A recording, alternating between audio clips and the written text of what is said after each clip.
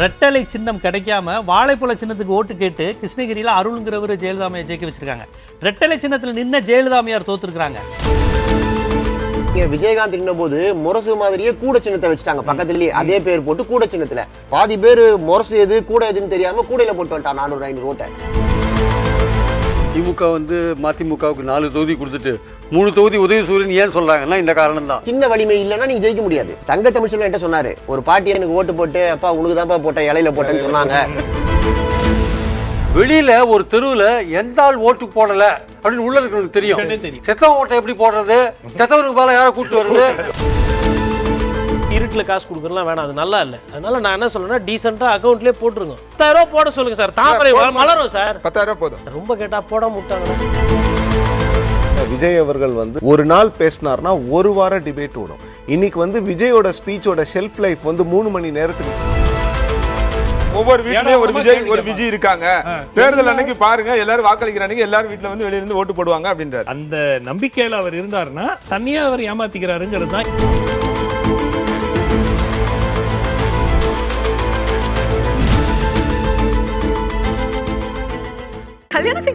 Tamil மேட்ரிமோனிக்கு thanks சொல்லணும். 26 வருஷத்துக்கு முன்னாடி இதே தமிழ் மேட்ரிமோனி மூலமா தான் இவ அம்மாக்கும் கல்யாணம் பண்ணேன். கல்யாணம்னாலே தமிழ் மேட்ரிமோனி தான். கோல்டு வின்னர், அம்மாக்களின் நம்பிக்கை. புதிய தலைமுறை டிஜிட்டல் ஓபன் டாக் நிகழ்ச்சிக்கு உங்கள் அனைவரையும் அன்போடு வரவேற்கிறேன். தமிழக அரசியல் களம் தேர்தலை நோக்கி வேகம் எடுக்க தொடங்கியிருக்கிறது. ஒருபுறம் வளர்ச்சி திட்டங்களை முன்வைத்து ஆட்சியை தக்க வைக்கும் முனைப்பில் திமுகவும், மறுபுறம் ஆளும் அரசின் போதாமைகளை சுட்டிக்காட்டி ஆட்சியை மீண்டும் கைப்பற்ற அதிமுகவும் 2 வலுவான அணிகளோடு களத்தில் நிற்கின்றன. மாற்றம் என்பது ஆட்சி மாற்றம் அல்ல, அரசியல் மாற்றம் என்ற முழக்கத்தோடு நாம் தமிழர் கட்சியும், இன்னொரு புறம் திரை வானில் நட்சத்திரமாய் ஜொலித்த விஜய் அரசியல் வானிலும் ஜொலிப்பாரா என்ற கேள்விகளோடு தாவேகாவும் களத்தில் நிற்கின்றன. இத்தகைய சூழலில் 2026 சட்டப்பேரவை தேர்தல் யாருக்கு எத்தகைய வாய்ப்பு இருக்கிறது என்பது குறித்து பேசுவதற்காக நம்மோடு தமிழக அரசியலின் நாடி துடிப்பை கணிக்கக்கூடிய நம் பத்திரிகையாளர்கள் நம்மோடு இணைந்திருக்கிறார்கள். அவர்களோடு பேசலாம். முதலாவதாக நான் அழைப்பது திரு சுமந்த் சார் அவர்களை. திரு சுமந்த், உங்களுக்கான தலைப்பு தேசிய கட்சிகளின் செயல்பாடு திருப்தி அளிக்கிறதா? தேசிய கட்சிகள் உடைய செயல்பாடு தமிழ்நாட்டை பொறுத்த வரைக்கும் பல ஆண்டு காலமாக குறைந்து கொண்டே வந்திருக்கிற ஒரு சூழ்நிலையில் இப்போ 2 தேசிய கட்சிகள், பிரதான தேசிய கட்சிகளான பாஜகவும் காங்கிரஸும் மீண்டும் தமிழ்நாட்டில் தங்களுடைய முக்கியத்துவத்தை, பாஜகவுக்கு மீண்டும் இல்லை, பாஜகவுக்கு முதல் முறையாக தங்களுடைய முக்கியத்துவத்தை அதிகரிக்க வேண்டும் என்றும், காங்கிரஸ் மீண்டும் பழைய நிலைப்பாட்டுக்கு கொண்டு போக வேண்டும் என்ற எண்ணத்தில் யோசிக்க தொடங்கி இருக்கிறார்கள். அவர்கள் அதில் வெற்றி பெறுவார்களா இல்லையா என்பது காலம் பதில் சொல்லும். ஆனால் இந்த தேசிய கட்சிகள் அப்படிங்கிறத நம்ம எல்லாரும் 2 கட்சியையும் ஒன்றா நம்ம ஒரே கூடையில் நம்ம போட முடியாது. ஏன் அப்படின்னு பார்த்தோன்னா, காங்கிரஸ் ஏற்கனவே தமிழ்நாட்டில் ஆட்சியில் இருந்த கட்சி. அதற்கு பிறகு ஈவன் 90-95 அந்த காலகட்டத்தில் கூட அவர்களுக்கு ஒரு கணிசமான ஒரு வாக்கு வங்கி தமிழ்நாட்டில் இருந்த கட்சி. அதற்கு பிறகு கூட்டணி என்று சென்று அந்த வாக்கு சதவீதம் குறைந்து வந்துவிட்டது. இன்றைக்கி அது 4%, 4.5% மேல் இருக்கிறதா என்று நமக்கு தெரியாது. ஆனால் இந்த முறை அவர்கள் திமுகவிடம் பேரம் பேச கடுமையாக முயற்சித்தார்கள். அதில் எந்த அளவுக்கு வெற்றி பெறவும் இல்லை என்பதுதான் இன்று அவர்கள் கையெழுத்திட்ட ஒப்பந்தத்தை பார்க்கும்போது 25ங்கிறது 28 ஆனது, ஒரு ராஜ்யசபா சீட்டுங்கிறது ஒரு பெரிய வெற்றி. இவ்வளவு ஒரு மாத காலம் திமுகவுக்கு அழுத்தம் கொடுத்து பெற வேண்டிய வெற்றியா கூடுதலா கிடைச்சிருக்கு. ஒரு ராஜ்யசபா சீட்டு கிடைச்சிருக்கு. அந்த 3 இடத்திற்கும் ஒரு ராஜ்யசபா சீட்டுக்கு மட்டும் கிட்டத்தட்ட ஒரு மாத காலம் அவ்வளவு அழுத்தம் கொடுத்தது வர்த்திட்டா அப்படிங்கிறது ஒரு பார்க்க வேண்டும். இன்னொன்னு சொல்றாங்க, உள்ளாட்சி அமைப்புகள்ல அதுல ஒரு சர்டன் பெர்சன்டேஜ் அது அதிகாரப்பூர்வமா எதுவுமே எழுத்துப்பூர்வமாக வழங்கப்படவில்லை. இது போக தான் நமக்கு தெரியும் அதுல ஏதாவது ஒப்பந்தம் ஏற்பட்டிருக்கிறதா இல்லையான்னு. பாஜகவை பொறுத்த வரைக்கும் அவர்கள் முன்பு இருந்ததை விட 3% கட்சிங்கிறது இன்னைக்கு 3% கட்சி இல்லை. மேபி அது 7% இருக்கலாம். அவங்க 11% சொல்லுவாங்க. அது 11% என்று நான் நினைக்கவில்லை. பட் நிச்சயமாக அவர்கள் 3% விட அதிகமாக அவர்கள் உயர்ந்திருக்கிறார்கள் வாக்கு சதவீதத்தில். அவர்களுக்கு என்ன அப்படின்னு பார்த்தீங்கன்னா, ஒவ்வொரு மாநிலத்திலும் எங்கு அவர்கள் பிரதான கட்சியாக இல்லையோ அவர்கள் உடைய முயற்சி அந்த மாநிலத்தில் இருக்கக்கூடிய பிரதான கட்சியுடன் ஒரு கூட்டு அமைத்து ஒரு 15 ஆண்டுகளில் அந்த கட்சியை வந்து இரண்டாவது நிலைக்கு கொண்டு போய் இவங்க பிரதான கட்சி ஆயிடுவாங்க. இப்போ பீகாரில் என்ன நடக்குதுங்கிறத நம்ம பார்த்துட்டு இருக்கோம். அதுக்கு முன்னாடி மகாராஷ்டிராவில் என்ன நடந்தது சிவசேனாவோட என்பது எல்லோருக்கும் தெரியும். அதே ஸ்ட்ராட்டஜி தான் அவங்க தமிழ்நாட்டிலேயும் அதே ஸ்ட்ராட்டஜி தான். தமிழ்நாட்டிலேயும் அதே ஸ்ட்ராட்டஜி தான், அதில் மாற்றுக்கிறதே கிடையாது. ரைட். திரு பிரியன், உங்களுக்கான கேள்வி, மக்களுக்கான அரசியலை பேசுவது யார்? மக்களுக்கான அரசியல்ன்றது பார்த்தீங்கன்னா உங்களுக்கு வந்து ஒரு பொதுவான டேர்மாக இருக்குது. ஆக்சுவலாக வந்து மக்களுக்கான அரசியல்ன்றது மக்களுக்கான தேவை என்ன, மக்கள் எதிர்பார்க்கிறது என்ன போன்ற விஷயங்கள். ஒரு அரசியல்னு வரும்போது இந்தியாவை பொறுத்த மட்டும் பார்த்தீங்கன்னா ஒரு 3-4 தலைப்புக்குள்ளே நம்ம அடைக்கலாம். அது ஆக்சுவலாக ஒன்று வந்து மார்க்சியம் கம்யூனிஸ்ட் சம்மந்தப்பட்ட அரசியல், இன்னொன்று வந்து பார்த்தீங்கன்னா வந்து அம்பேத்கரிசம் அந்த அரசியல், இன்னொன்று வந்து பெரியாரிசம் அது திராவிட கருத்தியல், 4வதாக தமிழ்நாட்டை பொறுத்த மட்டும் தமிழ் தேசியம், நாம் தமிழர் பேசுகிற தமிழ் தேசியம். முதல் 3 சொன்னோம் இல்லையா, அந்த மார்க்சியம் அல்லது அம்பேத்கரிசம் அல்லது பெரியாரிசம் அல்லது திராவிட கருத்தியல், இந்த 3தோட தொடர்புடையது தான் இந்தியாவில் இருக்கிற 90% கட்சிகள். 3தோட தொடர்பு. அதுக்கு தாண்டி இன்னொன்று இருக்குது, அதுதான் வலதுசாரி இந்துத்துவ அரசியல். ஆக்சுவலாக நான் இப்படி கேட்குறேன்னா, இன்னைக்கு வந்து 4 முனை போட்டி களத்தில் இருக்குது அப்படின்னா, அந்த 4 முனை போட்டி இருக்க கட்சிகள் வந்து எந்த அரசியலை பேசுகிறாங்க, மக்களுக்கான அரசியலை அவங்கள யார் நல்லா பேசுகிறாங்க? இந்த பேசிஸை நம்ம புரிஞ்சுனா தான் அவங்க பேசுகிற அரசியலை நம்ம புரிஞ்சிக்க முடியும். ஆக்சுவலாக இப்போது திராவிட கருத்தியில் உள்ள கட்சிகள் சமூக நீதியை பற்றி பேசுகிறாங்க, இல்லை அவங்க மாநில சுயாட்சி பற்றி பேசுகிறாங்க வச்சுக்கோங்க. அது அவங்களுடைய இன்றைக்கி கட்டமைக்கிற விஷயம் என்னென்னா, மாநிலத்தோட அதிகாரங்கள் பறிக்கப்படுகிறது. டெல்லிக்கும் தமிழ்நாட்டுக்கும் ஏன் மோதல்னு சொல்கிறார் சீஃப் மினிஸ்டர். மாநிலத்தோட அதிகாரங்கள் பறிக்கப்படுது, இல்லை கவர்னர் மூலமாக பல பிரச்சனைகள் பண்ணுறாங்க, நிதி கொடுக்க மாட்டேன்றாங்க, பல விஷயங்கள். அப்போது அவங்க திராவிட கருத்தியலோட ஒரு கொள்கை, அந்த கொள்கைக்கு ஏற்படுற சோதனை இருக்குல்ல, அதை இவங்க முன்னெடுத்து வைக்கிறாங்க இல்லையா. ஸோ அது திமுக பேசுகிற அரசியல் அதுவாக மாறதை நம்ம பார்க்குறோம். ஸோ சமூக நீதி, சோஷியல் ஜஸ்டிஸ்லாம் அதுக்குள்ளே வர ஒரு விஷயமா நம்ம பார்க்குறோம். நம்ம அது கிட்டத்தட்ட இந்த கருத்துக்கு உடன்பட்டு தான் தேர்தல் அரசியலில் கம்யூனிஸ்டுகளும் இருக்காங்க, அம்பேத்கரிசம் பேசுகிற விடுதலை சிறுத்தைகளும் அது உள்ள தான் இருக்காங்க. ஸோ இவங்க 3 பேருடைய அந்த அடிப்படையான விஷயங்கள் ஒரே தளத்தில் தான் இயங்கிட்டு இருக்கிறத பார்க்குறோம். அப்போ இதுக்கு நேர்மாறாக திராவிடத்தை தன் பேரில் வச்சிருக்கிற அதிமுக ஒரு எலெக்ஷனுக்காக ஒரு வலதுசாரி இந்துத்துவ சிந்தனை கொண்ட ஒரு பாஜகவோட கூட்டணி சேர்ந்திருக்கு. இப்போ பாஜகவோட அரசியல் வந்து ஒரு பெரும்பான்மை அரசியல் நம்ம பார்த்தா கூட அவர்களும் வளர்ச்சியை நோக்கி நாங்கள் அதை பண்ணியிருக்கோம் இதை பண்ணியிருக்கோம், அவங்களும் ஒரு பெரிய பட்டியலை கொடுக்கறத நம்ம பார்க்குறோம். இன்றைக்கி 10 நாளாக தினசரி பேப்பரில் தமிழ்நாட்டுக்கு மத்திய அரசு என்ன பண்ணியிருக்குன்னு ஒரு பெரிய பட்டியல் வந்துட்டு தான் இருக்குது. அவங்க எவ்வளோ பேருக்கு என்னென்ன பண்ணியிருக்காங்க, பெண்களுக்கு என்ன பண்ணியிருக்காங்க, இளைஞர்களுக்கு என்ன பண்ணியிருக்காங்க, அவங்க போட்டுட்டு தான் இருக்காங்க. இதெல்லாம் தாண்டி மக்கள் எதிர்பார்க்குறது என்னென்னா, அவங்களுடைய எதிர்பார்ப்பு என்னவாக இருக்குன்னா, எனக்கு என்ன பண்ணிச்சு இந்த அரசாங்கம். சிம்பிளாக சொல்கிறதுன்னா, சமூகம் சார்ந்த பல விஷயங்கள் திமுக ஆட்சியில் அந்த ஆட்சிக்கு எதிரான ஒரு மனநிலையை கொண்டு வந்திருக்கு. பயனாளிகள் இண்டிவிஜுவல் சார்ந்த பல விஷயங்கள் திமுகவுக்கு அட்வான்டேஜான ஒரு நிலைமையை கொண்டு வந்திருக்கு. அப்போ ஒரு தனிப்பட்ட மனிதன் தனக்கு கிடைக்கிற பலனை வைத்துக்கொண்டு ஓட்டு போடுவானே ஆனால் அவன் திமுகவை செலக்ட் பண்ணுறதுக்கான வாய்ப்புகள் இருக்குது.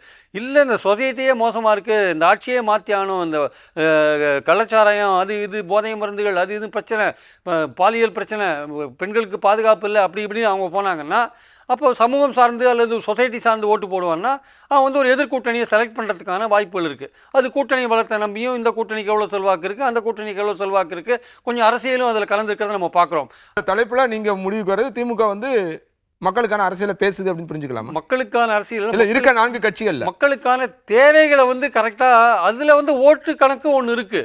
அதில் வந்து ஓட்டு கணக்கு இல்லாமல் இல்லை, ஓட்டு கணக்கையும் பார்த்துட்டு சமூகத்துக்கு இண்டிவிஜுவலுக்கு தேவையான விஷயங்களையும் கவனிக்கிற ஒரு அரசியல் அதில் இருக்குது. எதிர்கட்சிகள் வந்து இண்டிவிஜுவலுக்கு திமுக பண்ணுற விஷயங்களை நேரடியாக விமர்சனம் பண்ணுறதுக்கு முடியாமல் அவங்க சமூகம் சார்ந்த பல விஷயங்கள் எடுத்து வைக்கிறதையும் நம்ம பார்க்குறோம். நம்ம திரு சிவபிரியன், அடுத்த உங்களுக்கான தலைப்பு வந்து தேர்தல் அரசியலில் மக்கள் நலத்திட்டங்கள் அது எத்தகைய தாக்கத்தை ஏற்படுத்துது?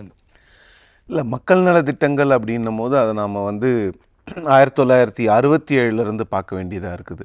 திராவிட கட்சிகள் எப்போ வந்து தமிழ்நாட்டில் வந்து ஆட்சி செய்ய காலூன்ற ஆரம்பித்தாங்களோ அன்னைக்கிலேருந்தே இந்த மக்கள் நல திட்டங்கள் அப்படிங்கிற விஷயங்கள் வந்து இந்த திராவிட கட்சிகளோடு ஒன்றிணைந்த ஒரு விஷயமாக தான் இருக்குது. நீங்கள் 1967 எடுத்துக்கிட்டிங்கன்னா 3 படி லட்சியம் 1 படி நிச்சயம் அப்படிங்கிற அந்த ஒரு ஒற்றை முழக்கத்தோடு தான் திராவிட முன்னேற்ற கழகம் வந்து ஒரு மிகப்பெரிய வெற்றியை பெற்றது. ஸோ இது வந்து அன்னைக்கு வந்து மக்களுடைய பசியை போக்குவதற்கு, மக்களுக்கு மக்களுக்கு வந்து வாழ்வாதாரத்தை கொடுப்பதற்காக இருந்தது. அதன் பிறகு கொஞ்சம் பின்னோக்கி போனீங்கன்னா நம்ம நியூ ஜஸ்டிஸ், அதாவது ஜஸ்டிஸ் பார்ட்டி ஆரம்பித்ததுலேருந்து அவங்க அந்த மிட் டே மீல் ஸ்கீமை கொஞ்சமாக கொண்டு வராங்க. காமராஜர் அவர்கள் வந்து அதை மதிய உணவு திட்டமாக மாற்றுறாங்க. எம்ஜிஆர் அவர்கள் வந்து அதை வந்து சத்துணவு திட்டமாக மாற்றுறாங்க. ஜெயலலிதா அவர்களும் கருணாநிதி அவர்களும் அதில் வந்து நிறைய சேஞ்சஸ் பண்ணுறாங்க. என்னென்னா முட்டை கொடுக்குறாங்க, ஒருத்தங்க வாழைப்பழம் கொடுக்குறாங்க, இன்னொருத்தங்க அதை வந்து வெரைட்டி ரைஸாக மாற்றுறாங்க. இப்போது முதலமைச்சர் திரு மு.க. ஸ்டாலின் அவர்கள் வந்து அதை இன்னொரு பரிமாணத்துக்கு கொண்டு போய் அதை வந்து ஒரு பிரேக்ஃபாஸ்ட் ஸ்கீமாக, காலை உணவு திட்டமாக அதை கொண்டு போகிறாங்க. ஸோ இந்த திட்டங்கள் வந்து இதை வந்து நீங்கள் இன்வெஸ்ட்மெண்ட் இன் ஃபியூச்சர், இதில் வந்து எவ்வளவு பெரிய மாற்றங்கள் இருக்குதுன்னு பார்த்தீங்கன்னா, பின்னணியில் வாக்கு அரசியல் இல்லையா? இல்லை, வாக்கு அரசியல் நிச்சயமாக இருக்குது. இது வந்து இது என்னென்னா கன்ஸ்ட்ரக்டிவாக இதில் வந்து ஒரு இன்வெஸ்ட்மெண்ட்.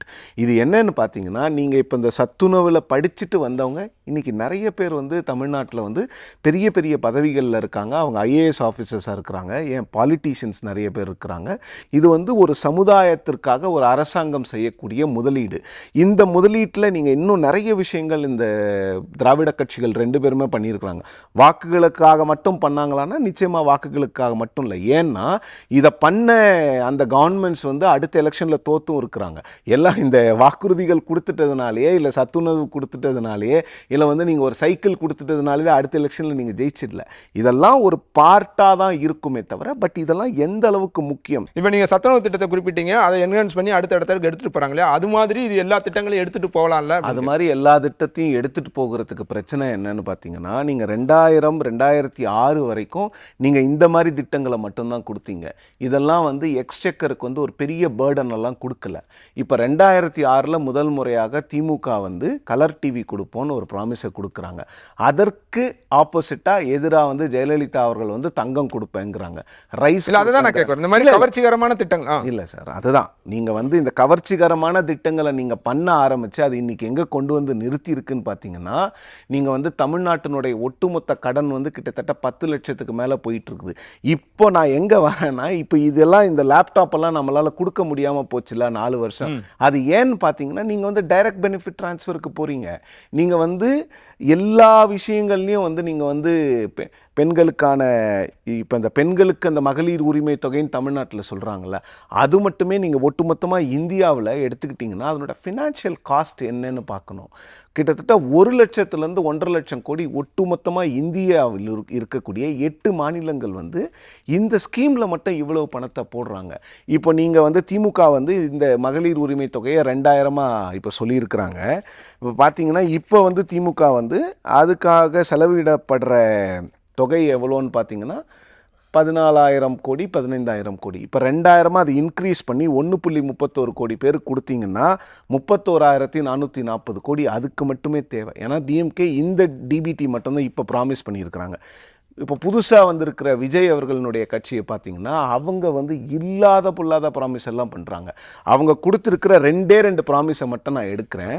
அதாவது 2,500 ரூபாய் 60 வயதுக்குட்பட்ட பெண்களுக்கு கொடுக்கப்படுன்றாங்க. ஒரு ரஃப் கால்குலேஷன், ஒரு 2 கோடி பேருக்கு நீங்கள் கொடுக்கணும்னு எடுத்துக்கிட்டிங்கன்னா 52,000 கோடி வருஷத்துக்கு அது மட்டுமே வேணும்.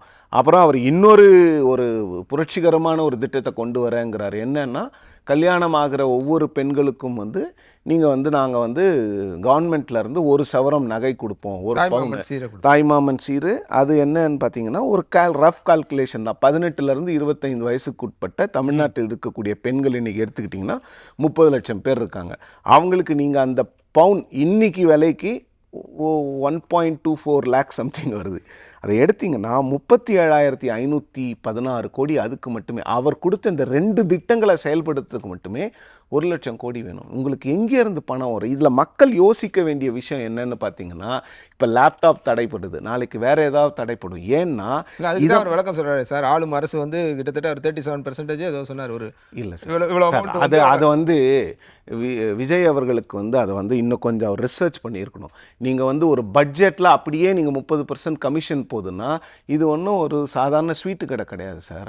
நீங்கள் வந்து கணக்கை எடுத்து 30% போடுறதுக்கு இது வந்து அரசாங்கம்.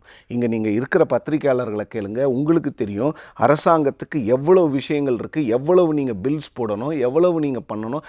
கான்ட்ராக்ட்ஸில் கமிஷன் இருக்குதுங்கிறது எல்லாத்துக்குமே தெரியும். அதை கொண்டு வந்து ஒட்டுமொத்தமாக அரசாங்கத்தில் போடுற பட்ஜெட்டில் வந்து 30% நீங்கள் வந்து கமிஷன் எடுக்கலாங்கிறது வந்து எந்த விதமான ஒரு கால்குலேஷனோடு அவர் சொன்னாருன்னு எனக்கு தெரியல. இப்போ என்ன ஆகுதுன்னா இதுக்கெல்லாம் நீங்கள் எங்கே போய் பணம் தேடுவீங்க? ஒன்று கடன் வாங்குவீங்க, இல்லைன்னா என்ன அதே ஆளும் அரசு அதைத்தானே செய்கிறாங்க. இப்போ திடீர்னு 5000 ரூபாய் யாருமே கோடை கால சிறப்பு 2000 ரூபாய் தான் நான் சொல்ல வரேன். இந்த ஆளும் அரசு தான் 4 வருஷமா லேப்டாப் கொடுக்கலங்கிறது தானே குற்றச்சாட்டு. அந்த ஆளும் அரசு இப்போ இருக்கிற இவங்க சொல்ற இந்த டிபிடிஸ் எல்லாம் பண்ணாங்கன்னா இவங்களால அடுத்த வருஷம் அந்த லேப்டாப்பை கொடுத்துட்டு அப்புறம் 3 வருஷத்துக்கு கொடுக்க முடியாது. ஏன்னா அந்த அளவுக்கு இது என்ன ஆகும்னு பார்த்தீங்கன்னா ஓட்டு போடுற மக்கள் சிந்திக்கணும். இது ஒன்று என்ன ஆகும்னா இப்போ வந்து மாநில அரசுக்கிட்ட உங்களுக்கு வந்து டாக்ஸ் போடக்கூடிய அதிகாரம் வந்து பெருமளவில் இல்லை. 4லேருந்து 5 டிபார்ட்மெண்ட் மட்டும்தான். நீங்கள் ஒரு அப்பார்ட்மெண்ட்டோ லேண்டோ வாங்கினீங்கன்னா அந்த ரிஜிஸ்ட்ரேஷன் அது ஸ்டேட் கவர்மெண்ட் கண்ட்ரோலில் வருது. பெட்ரோல் டீசல் வருது, அப்புறம் வந்து லிக்கர் வருது, டாஸ்மாக், இந்த மாதிரி ஒரு 5-6 தான் இருக்குது.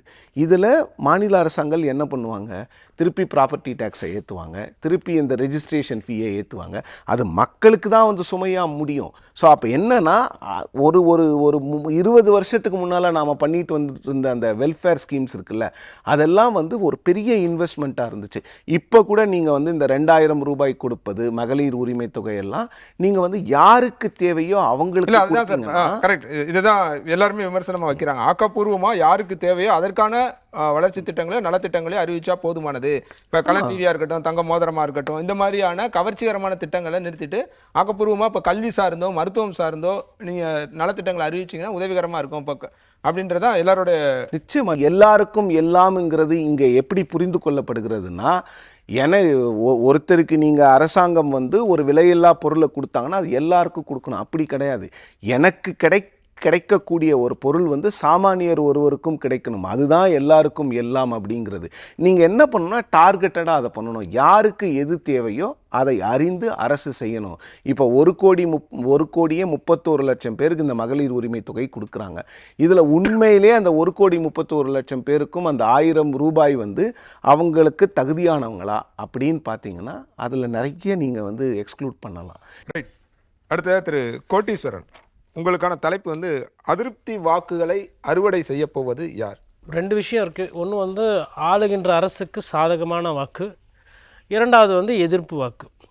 அப்போ அந்த சாதகமான வாக்குன்றதை அதை கட்சி வாக்காக பார்க்கலாம். இப்போது 100 பேர் இருக்காங்க அப்படின்னா கடந்த காலத்தில் அந்த ஒரு 30 வருஷமாக எடுத்த ஆய்வுகள் என்ன சொல்லுதுன்னா 60லேருந்து 70 விழுக்காடு அந்த வாக்குகளை வந்து திமுகவும் அதிமுகவும் வச்சுருக்கு. அந்த காம்போசிஷன் மாறும். அதிமுக ஆட்சியில் இருக்குன்னா அப்போ அதிமுகவுக்கு கொஞ்சம் அந்த 70% அதிகம், திமுகவுக்கு கம்மி. திமுக ஆட்சிக்கு வருதுன்னா அந்த 70%, திமுகவுக்கு ஒரு 40 விழுக்காடு, அதிமுகவுக்கு ஒரு 30 விழுக்காடு, அந்த மாதிரி அந்த காம்பினேஷன் மாறிக்கும். இது எல்லாமே ஒரு 30 விழுக்காடு எப்பயுமே வெளியில் இருக்குது. அந்த 30 விழுக்காடில் ஒரு 15 விழுக்காடு வந்து புதுசாக யாருன்னா ஒருத்தவங்க வந்தாங்கன்னா அவங்களுக்கு ஓட்டு போட்டுருவாங்க. மிச்சம் ஒரு 15 விழுக்காடு இந்த தேர்தல் நேரத்தில் ஒரு வாரத்துக்கு முன்னாடி அதில் பாதியும், தேர்தல் அந்த 2 நேரத்தில் ஒரு 10% முடிவு பண்ணி ஓட்டு போடுவோம். இதுதான் வந்து ஆட்சி தக்க வைக்கிறதுக்கும் இல்லை ஆட்சி அதிக நேரத்தில் மாறுறதுக்கும் காரணமாக இருக்குது. அப்போ அந்த எதிர்வாக்கு என்பது கிட்டத்தட்ட தேர்தலை முடிவு பண்ண போகிறது அதுதான்.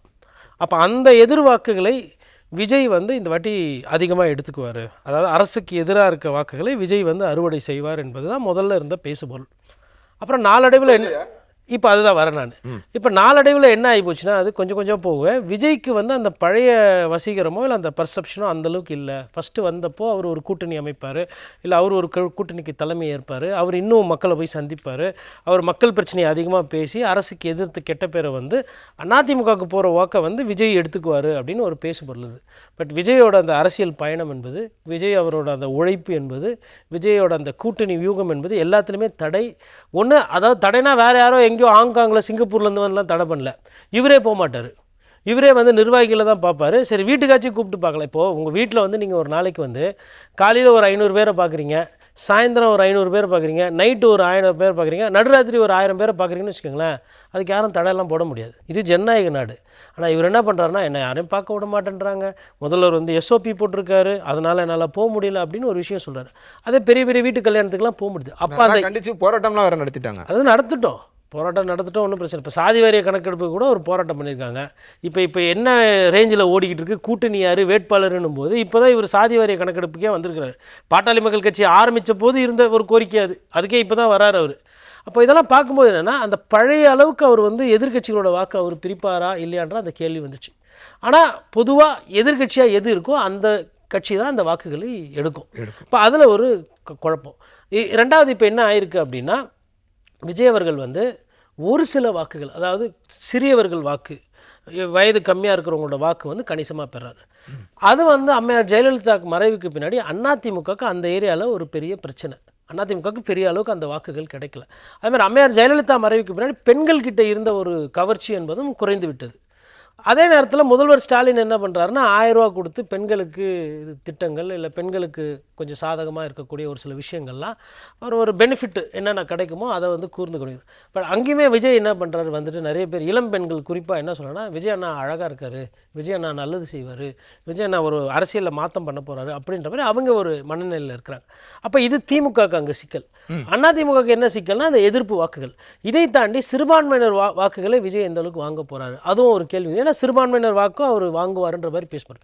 அப்போ நான் என்ன பார்க்குறேன்னா, இப்படி யோசிச்சா ரொம்ப கஷ்டமாக இருக்குது. அதை விட இப்படி மாற்றி யோசிச்சா நல்லாயிருக்கும். இந்த எதிர்ப்பு வாக்கு, நல்ல கட்சி இது நல்ல ஆட்சி நடத்த அப்படிலாம் இல்லாமல் ஒரு 10,000 ரூபா அக்கௌண்ட்டில் போட்டு விட்டிங்கன்னு வச்சுக்கோங்களேன், பாதி பிரச்சனை முடிஞ்சுது. இப்போ பீகார்லலாம் அப்படி தான் பண்ணாங்க. இப்போ ஒருவேளை மத்திய அரசு அதுக்கு சாத்தியக்கூறு இருக்கான்னு தெரியல. மத்திய அரசும் ஒரு திட்டத்துக்கு கீழே நீங்கள் மாநில அரசு நீங்களே 5000 ரூபா போடும்போது நான் எம்எம் பெரிய கட்சி நான் மத்தியிலே ஆள்றேன்னு அவங்க எதனா ஒரு திட்டத்தில் ஒரு 10,000 ரூபா போடுறான்னு வச்சுக்கோங்களேன், ஆட்டமே மாறதுக்கு வாய்ப்பு. அதுக்கான வாய்ப்புகள் இருக்கு. அப்படி இல்லை, அதுக்கான முன்னுதாரணம் அப்படிங்கிறது எனக்கு நினைவு தெரிஞ்சு இல்லை. பட் புதுசு புதுசா கண்டுபிடிக்கிறதுல இருங்க. நான் என்ன கேட்கறேன்னா, என் வீட்டு கரண்ட் பில்ல திடீர்னு 100 விழுக்காடு ஏற்ற தெரியுது, என்னோட சொத்து வரி தண்ணி வரி திடீர்னு என்கிட்ட சொல்லாம ஏற்ற தெரியும் போது என் அக்கௌண்ட்ல ஒரு 10,000 ரூபாய் புதுசா வரக்கூடாதா? எல்லாரும் பெரிய அதுதான் பிஜேபி எதுவும் பண்ணல இல்ல. நீங்க மத்தியில் இருக்கீங்களா, எங்களுக்கு ரெண்டும் தானே சார் கவர்மெண்ட். நான் பெட்ரோல் டீசல் என்ன இந்த கூட்டணி எல்லாம் முடிச்சிட்டு வருவேன் சார். நான் யார் ஜெயிப்பாங்கன்றதை விட நான் மக்களோட மனசாட்சியில இருந்து நான் பாக்குறேன். நைட்ல போய் இருட்டில் காசு கொடுக்குறலாம் வேணாம், அது நல்லா இல்லை. அதனால நான் என்ன சொல்றேன்னா, டீசெண்டா அக்கௌண்ட்லயே போட்டுருங்க, அக்கௌண்ட்ல போட்டு பிரச்சாரம் பண்ணுங்க. இது அபிஷியல் இல்லங்க, இது அன்அபிஷியலா கொடுக்குறது சார். அதாவது எங்க என்னன்னா, எல்லாருக்குமே என்னன்னா 10,000 ரூபாய் 5,000 ரூபாய் லம்பா கோடி கணக்கில் அடிச்சுன்னு போறாங்க சார் அரசியல்வாதிங்க. மக்களுக்கு 10,000 5,000 தான் இன்னும் வச்சிருக்கிறாங்க. அப்போ இப்போ சிவபிரியன் அவர்கள் சொன்னபோது இந்த உணவு திட்டம், காலை உணவு திட்டம், படிக்கிறதுக்கு இலவசம், மருத்துவம் அதெல்லாம் வரவேற்கும். 100 விழுக்காடு அப்படி தான் இருக்கணும். பண மதிப்பீடு பண்ண முடியுது. காஷ்மீரில் ஒரு சிறப்பு திட்டம் போகுது. அதனால் மத்திய அரசு கூட இப்போ நான் பேசுகிறத ஒரு கோரிக்கையாக வச்சு கூட மக்கள் சார்பாக தாமரை வளராதுன்றாங்களே, 10,000 ரூபா போட சொல்லுங்கள் சார். தாமரை வளரும் சார். 10,000 ரூபா போதும் சார். ரொம்ப கேட்டால் போடாம விட்டாங்கன்னா யதார்த்தமாக பேசுவோம் சார். அதாவது 10,000 போட்டிருக்காங்க பீகார்ல, அதனால அவர் சொல்றாரு. அதனால சொல்றேன். சரி, பீகாரை விட பெரிய மாநிலம், நம்ம சிவிலைசேஷன்ல வளர்ந்துருக்கோம், இங்க வரி ஜாஸ்தியா 12,000 போடுங்க, குறைக்க கூடாது. ஆமா சார். இல்ல, அண்ணா காலத்திலேயே நாங்க அரசியல் பதப்படுத்தப்பட்டவர்கள். வடக்கு தெற்கு ஒரு படி மேல. அப்படி நீங்க ஜிடிபி 11% வளர்ந்துருக்கோம் சார். முதல்வர் சொல்லியிருக்கிறார். அதுதான் சார், 11% வளர்ந்துருக்கோம்ல. அப்ப 12,000 ரூபாய் கொடுங்க. அப்போ அப்படி பார்த்தா இப்ப வளர்ச்சி இருக்கு. உண்மைன்னா நீங்க உங்க பெரியார் அண்ணாலாம் அதெல்லாம் நானு ஜீவாலாம் அப்புறம் நாங்க பேசுவோம், நிறைய நாங்க பேசிக்கிறோம். நீங்க அதெல்லாம் பேசாம இந்த ஒரு மாசம் மக்களை குசிப்படுத்துறது யாரோ, மக்களை திருப்திப்படுத்துறது யாரோ, மக்கள்கிட்ட அம்மா தாயே கொஞ்சம் பாஸ் செய்யுங்க அப்படிதான் கேட்கணும். உங்கள் விஜய் விஜய்னு டான்ஸ்லாம் போடக்கூடாது. நாங்கள் அந்த டான்ஸ் வேணால் தேட்டரில் போய் பார்த்துக்கிறோம். நாடோரே நல்லோரே நல்லெண்ணம் கொண்டோரே நாளையின் நல்லதொரு தீர்ப்பினை வழங்கிடும் எசமானர்களே, வருகின்ற சட்டமன்ற தேர்தல் உங்கள் பொன்னான வாக்குகளை உங்கள் வீட்டு பிள்ளை தயவு செய்து போடுங்க அப்படி கேட்கணும். அங்க நான் யார் தெரியுமா, நீ யாரு, எந்த பத்திரிக்கை, அப்படிலாம் பேசக்கூடாது. என்ன ஜெயிக்க வச்சு முதலமைச்சர் ஆச்சுன்னா அதுக்கப்புறம் நான் வீட்டுக்கு, அதுக்கப்புறம் நீங்க காணாம போயிருவீங்க. அதெல்லாம் கிடையாது. இது என்ன, இது இப்போ ஒரு பொருள் சந்தையில போய் வாங்குறீங்கன்னா முன்பணம் கட்டணும். இது என்ன, ஜெயிச்சோன்னா இவர் நல்லா வருவார், இவங்கெல்லாம் நாங்கள் தான் பார்க்குறோமே, எம்எல்ஏவே வரமாட்டேன்றாங்க சார். இப்போ மெரினா பீச் எடுத்துக்கோங்க. நான் சென்னைன்றதுனால சொல்கிறேன். நாய் படுத்து தூங்குது சார், அங்கே எதுக்கு சார் கிரானைட்டு? நிறைய பேர் ஊட்டிலேயே நீங்கள் விழுப்புரம் கடலூரில் போனீங்கன்னா சிமெண்ட் தர, கிரானைட் இல்லை. வாக்கிங் போகிற இடத்துல எதுக்கு கிரானைட்டு? ஒரு சிமெண்ட் ரோடையே எதுக்கு திருப்பி சிமெண்ட் போகிறீங்க, தார் போட மாட்டேன், ஏன்னா சிமெண்ட்டில் காசு ஜாஸ்தி போடுறீங்க. சம்பளம் கொடுக்கணும் அரசு ஊழியருக்குன்னா கொடுக்குறதுக்கு நம்ம பணம் இல்லை, ஆனால் கட்டடம் கட்டுறதுக்கு பணம் வருது. மருத்துவருக்கு செவிலியருக்கு சம்பளத்தை ஏற்றணும், ஆசிரியர் நான் எதிர்பார்த்தேன், பெருமக்கள் சம்பளம் ஏற்றணும்னா வரமாட்டேன்றீங்க. நான் 10,000 ரூபாய் மக்களுக்கு கொடுங்கண்ணா ஒண்டி அதுக்கு சாத்தியம் இருக்கா? இப்பதான் கொடுத்தாரு அப்படின்றாங்க. தயவு செய்து அதெல்லாம் பண்ணணும் சார். யார் ஜெயிச்சுட்டு போட்டோம் 10,000 ரூபாய் கொடுத்தா கண்டுக்க மாட்டீங்களா? 10,000 ரூபாய் கொடுத்தா கண்டுக்க மாட்டீங்களா? எதிர் ஓட்டுகள் யாருக்கு சார்? புரியுதுங்களா? எதிர் ஓட்டையும் வாங்கணும், சேர்த்து ஓட்டு சார். நமக்கு ஓட்டு போட்டவங்களுக்கும் அரசியல் பண்ணோம், போடாதவங்களுக்கும் அரசியல் பண்ணும் சார். 10,000 ரூபாய் கொடுத்துட்டா தார் ரோடு எத்தனை ரோடு போடலாமா? அது போட முடியாது. 10,000 ரூபாய் இங்க குடுத்துட்டா 10 வாட்டி தார் ரோடு போட்டு கான்ட்ராக்டர்கார குசிப்படுத்திட்டு பணம் இங்க வந்துச்சு. வெளிப்படையா பேசுவோம் சார். நாட்டுல ஊழல், லஞ்சம், லாவண்யம் இருக்கு சார். யாரும் வந்து இங்க மதர் தெரேசா மாதிரியோ ஐயா வள்ளலார் மாதிரியோ காந்தியடிகள் அரசியல்லாம் பண்ணல. கேட்டா கொள்கைக்கு 4 பேரை சொல்லுவாங்க. நானும் அண்ணாவோட பெரிய பிரியமானவன் தான் நான், அதில் மாற்றுக்கிறது கிடையாது. ஒரு 3 மாதத்துக்கு அதெல்லாம் லீவ் விட்டுட்டு, ஏன்னா எல்லாரும் ஒன்றும் நீங்கள் வந்து அப்படியே கொள்கை பயங்கரமாலாம் கூட்டணி வைக்கல சார். இது வந்து பர்முடா ட்ரையாங்கிள் மாதிரி. மக்கள்கிட்டேருந்து வரியை வாங்கி கான்ட்ராக்டர்கிட்ட கொடுக்கணும், கான்ட்ராக்டர்கிட்ட துட்டு வாங்கி வீட்டுக்கு எடுத்துன்னு போயிடணும் அரசியல்வாதி. அப்புறம் தேர்தல் வரும்போது என்ன பண்ணனா அரசு கஜானாலேருந்து மக்கள்கிட்ட பணம் கொடுக்கணும், திருப்பி மக்கள்கிட்டேருந்து வரி வாங்கி கான்ட்ராக்ட் கொடுக்கணும், கான்ட்ராக்டர்கிட்ட அரசியல்வாதி வீட்டுக்கு எடுத்துன்னு போயிடணும். இதே தான் ரிப்பீட்டு. பர்முடா முல்லைன்னு சொல்லாதீங்க, அங்கே போகிற ஃப்ளைட்டே காணா போதா, ஷிப்பே காணா போதா. இப்போ சிவபிரியன் சொல்கிற மாதிரி கடைசியில் எங்கே போகும்னு தெரியல, தலை மேலே எவ்வளோ வரும்னு தெரியல. ஆனால் ஒன்று சார், இப்படி போச்சுன்னா நம்மலாம் வந்து ஹாங்காங், சிங்கப்பூருக்கு நிகராக கரண்ட் பில் கட்டுவோம், தண்ணி வரி வந்து லண்டனுக்கு ஈக்குவலாக கட்டுவோம். அதாவது this bottle you see I'm carrying, இங்கிலீஷில் பேசிட்டு ஜஸ்ட் 150 rupees அப்படின்பா. ஒரு காலத்து இது ஃப்ரீயாக இருந்தது. இவர் சொல்கிறது வந்து மக்களுக்கு ஏற்கனவே இது தெரியும், தெரியும். ஆனால் அதை பற்றி அவங்களும் கவலைப்படல. இன்னித்து பொழுதுக்கு காசு வந்துச்சா அவ்வளோதான். இப்போ நான் என்ன சொல்கிறேன்னா, நிறைய திருடுறீங்க, நிறைய ஊழல்லாம் பண்ணுறீங்க, அமலாக்கத்துறையும் செலக்டடாக தான் விசாரணை பண்ணுது. அதனால் அதை கொஞ்சம் குறைக்கணும்னா இங்கே நிறைய கொடுத்துட்டீங்கன்னு வச்சுக்கோங்களேன். மக்கள்கிட்ட கடன் நிறைய கொடுக்க மாட்டாங்க பேங்க்கில், அவங்க பார்ப்பாங்க இல்லை ஆல்ரெடி டைரக்ட் பெனிஃபிட் சிவா சொன்ன மாதிரி அந்த ஸ்கீமுக்கே நிறைய போதுங்க, இவ்வளோ சின்ன சின்ன ப்ராஜெக்டாக பண்ணலாம். எனக்கும் என்னென்னா ஏழை கான்ட்ராக்டர்களையும் ஏழை அரசியல்வாதிகளையும் பார்க்கணுன்னு ஒரு ஆசை, ஆனால் அது நடக்க மாட்டேங்குது. அதனால தான் நான் சொல்கிறேன், மக்களுக்கு இனிமேல் வந்து இந்த வாக்குறுதி அதெல்லாம் கொடுக்குறதுனா பணமாக போட்டு அரசியல் பண்ணுங்க. ரைட். அடுத்ததாக திரு பார்த்திபன், இளைஞர்கள் பெண்கள் விரும்பும் தலைவர் யார்? இது உங்களுக்கே பதில் தெரியும். இன்னைக்கு தேதிக்கு ஒட்டுமொத்த பெண்கள் ஒட்டுமொத்த இளைஞர்கள் கிடையாது, அது யாரையுமே விரும்ப மாட்டாங்க. அப்படி பெரும்பாலான இளைஞர்கள், பெரும்பாலான பெண்கள் விரும்பக்கூடிய தலைவர் விஜய் தான். அதுதான் நம்ம கிரவுண்டில் போய் கேட்கும்போது தெரியுது. விருப்பத்துக்கு ஏதாவது காரணம் இருக்கா? அவருடைய கொள்கை பிடிச்சிருக்கு, அவர் வந்து இவ்வளோ அக்ரெசிவாக இருக்கார், ஒரு நல்ல எதிர்காலத்தை ப்ராமிஸ் பண்ணுறாரு, கண்டிப்பாக கொடுத்துருவார், அந்த நம்பிக்கையிலையா அப்படின்னா அது கொஞ்சம் பேருக்கு இருக்குது. ஈர்ப்பு தான், ஒரு தலைவர் மேலே இருக்கிற ஒரு ஈர்ப்பு இருக்குல்ல, லார்ஜர் தேன் லைஃப் இமேஜ் வந்து லீடர்ஸுக்கு தேவை அப்படின்னு சொல்லுவாங்க. அந்த மாதிரி ஒரு லார்ஜர் தேன் லைஃப் இமேஜ் இன்னைக்கு வச்சுருக்கக்கூடிய புதுசாக வந்திருக்க ஒரு ஃபோர்ஸ். புதுசாக வரும்போது எப்போவுமே புதுசுக்கு மவுசு ஜாஸ்தி, புதுசாகவும் இருக்குது, ஒரு திரை உச்ச நட்சத்திரம் அப்படின்றதுனால அந்த ஈர்ப்பு மக்கள் மத்தியில், இளைஞர்கள் பெண்கள் மத்தியில் குறிப்பாக அதிகமாக இருக்குது. அதுக்கு இன்னொரு காரணம், இந்த 2 திராவிட கட்சிகளுமே நிறைய முறை தமிழ்நாட்டை ஆண்டு பார்த்துட்டாங்க அவங்க. அதனால அவங்களுக்கு வந்து இந்த ஈர்ப்பு இந்த செக்டாருக்கு அவங்க மேலே பெருசாக இல்லை. ஒரு காலத்தில் ஜெயலலிதா அம்மையார் இருந்தபோது பெண்கள் வந்து அங்கே அட்டாச்சாக இருந்தாங்க, ஒரு பெண் முதலமைச்சராக இருக்காங்க, ஆட்சியில் இருக்காங்க, அப்படி அவங்களால கனெக்ட் பண்ணிக்க முடிஞ்சுது. இன்றைக்கி அந்த கனெக்ஷன் அவங்களுக்கு ஏடிஎம்கே குறையுது. திமுகலையும் இளைஞரணியில் உதயநிதி ஸ்டாலின் இருக்கிறதுனால இளைஞரணி வந்து வைப்ரண்ட்டாக இருக்குது. ஆனால் அது கட்சி தான். மக்களில் இருக்கிற இளைஞர்கள் திமுக மேலே இதனால் ஈர்ப்போல் போகிறாங்களா அப்படின்னா இல்லை. இது ஆனால் தமிழ்நாட்டை பொறுத்த வரைக்கும் ஓட்டர்ஸில் பெண்கள் தான் அதிகம். ஆண் வாக்காளர்களை விட பெண் வாக்காளர்களுடைய சதவீதம் தான் அதிகம். அதை உணர்ந்துதான் மகளிருக்கான நிறைய மகளிருக்கான திட்டம், விடியல் பயணம் எல்லாமே அதை நோக்கி தான் கொடுக்கும். அதெல்லாம் எதுவுமே ஆளும் அரசை நோக்கி ஈர்க்கலையா? இல்லை, அதெல்லாம் வந்து ஒரு முயற்சிங்க. அரசியல்வாதிகள் வந்து ஒரு 3 விஷயத்தை திருப்பி திருப்பி செஞ்சுட்டே இருப்பாங்க. ஒன்று வந்து அட்டைன், ஆட்சியை பிடிக்கிறது.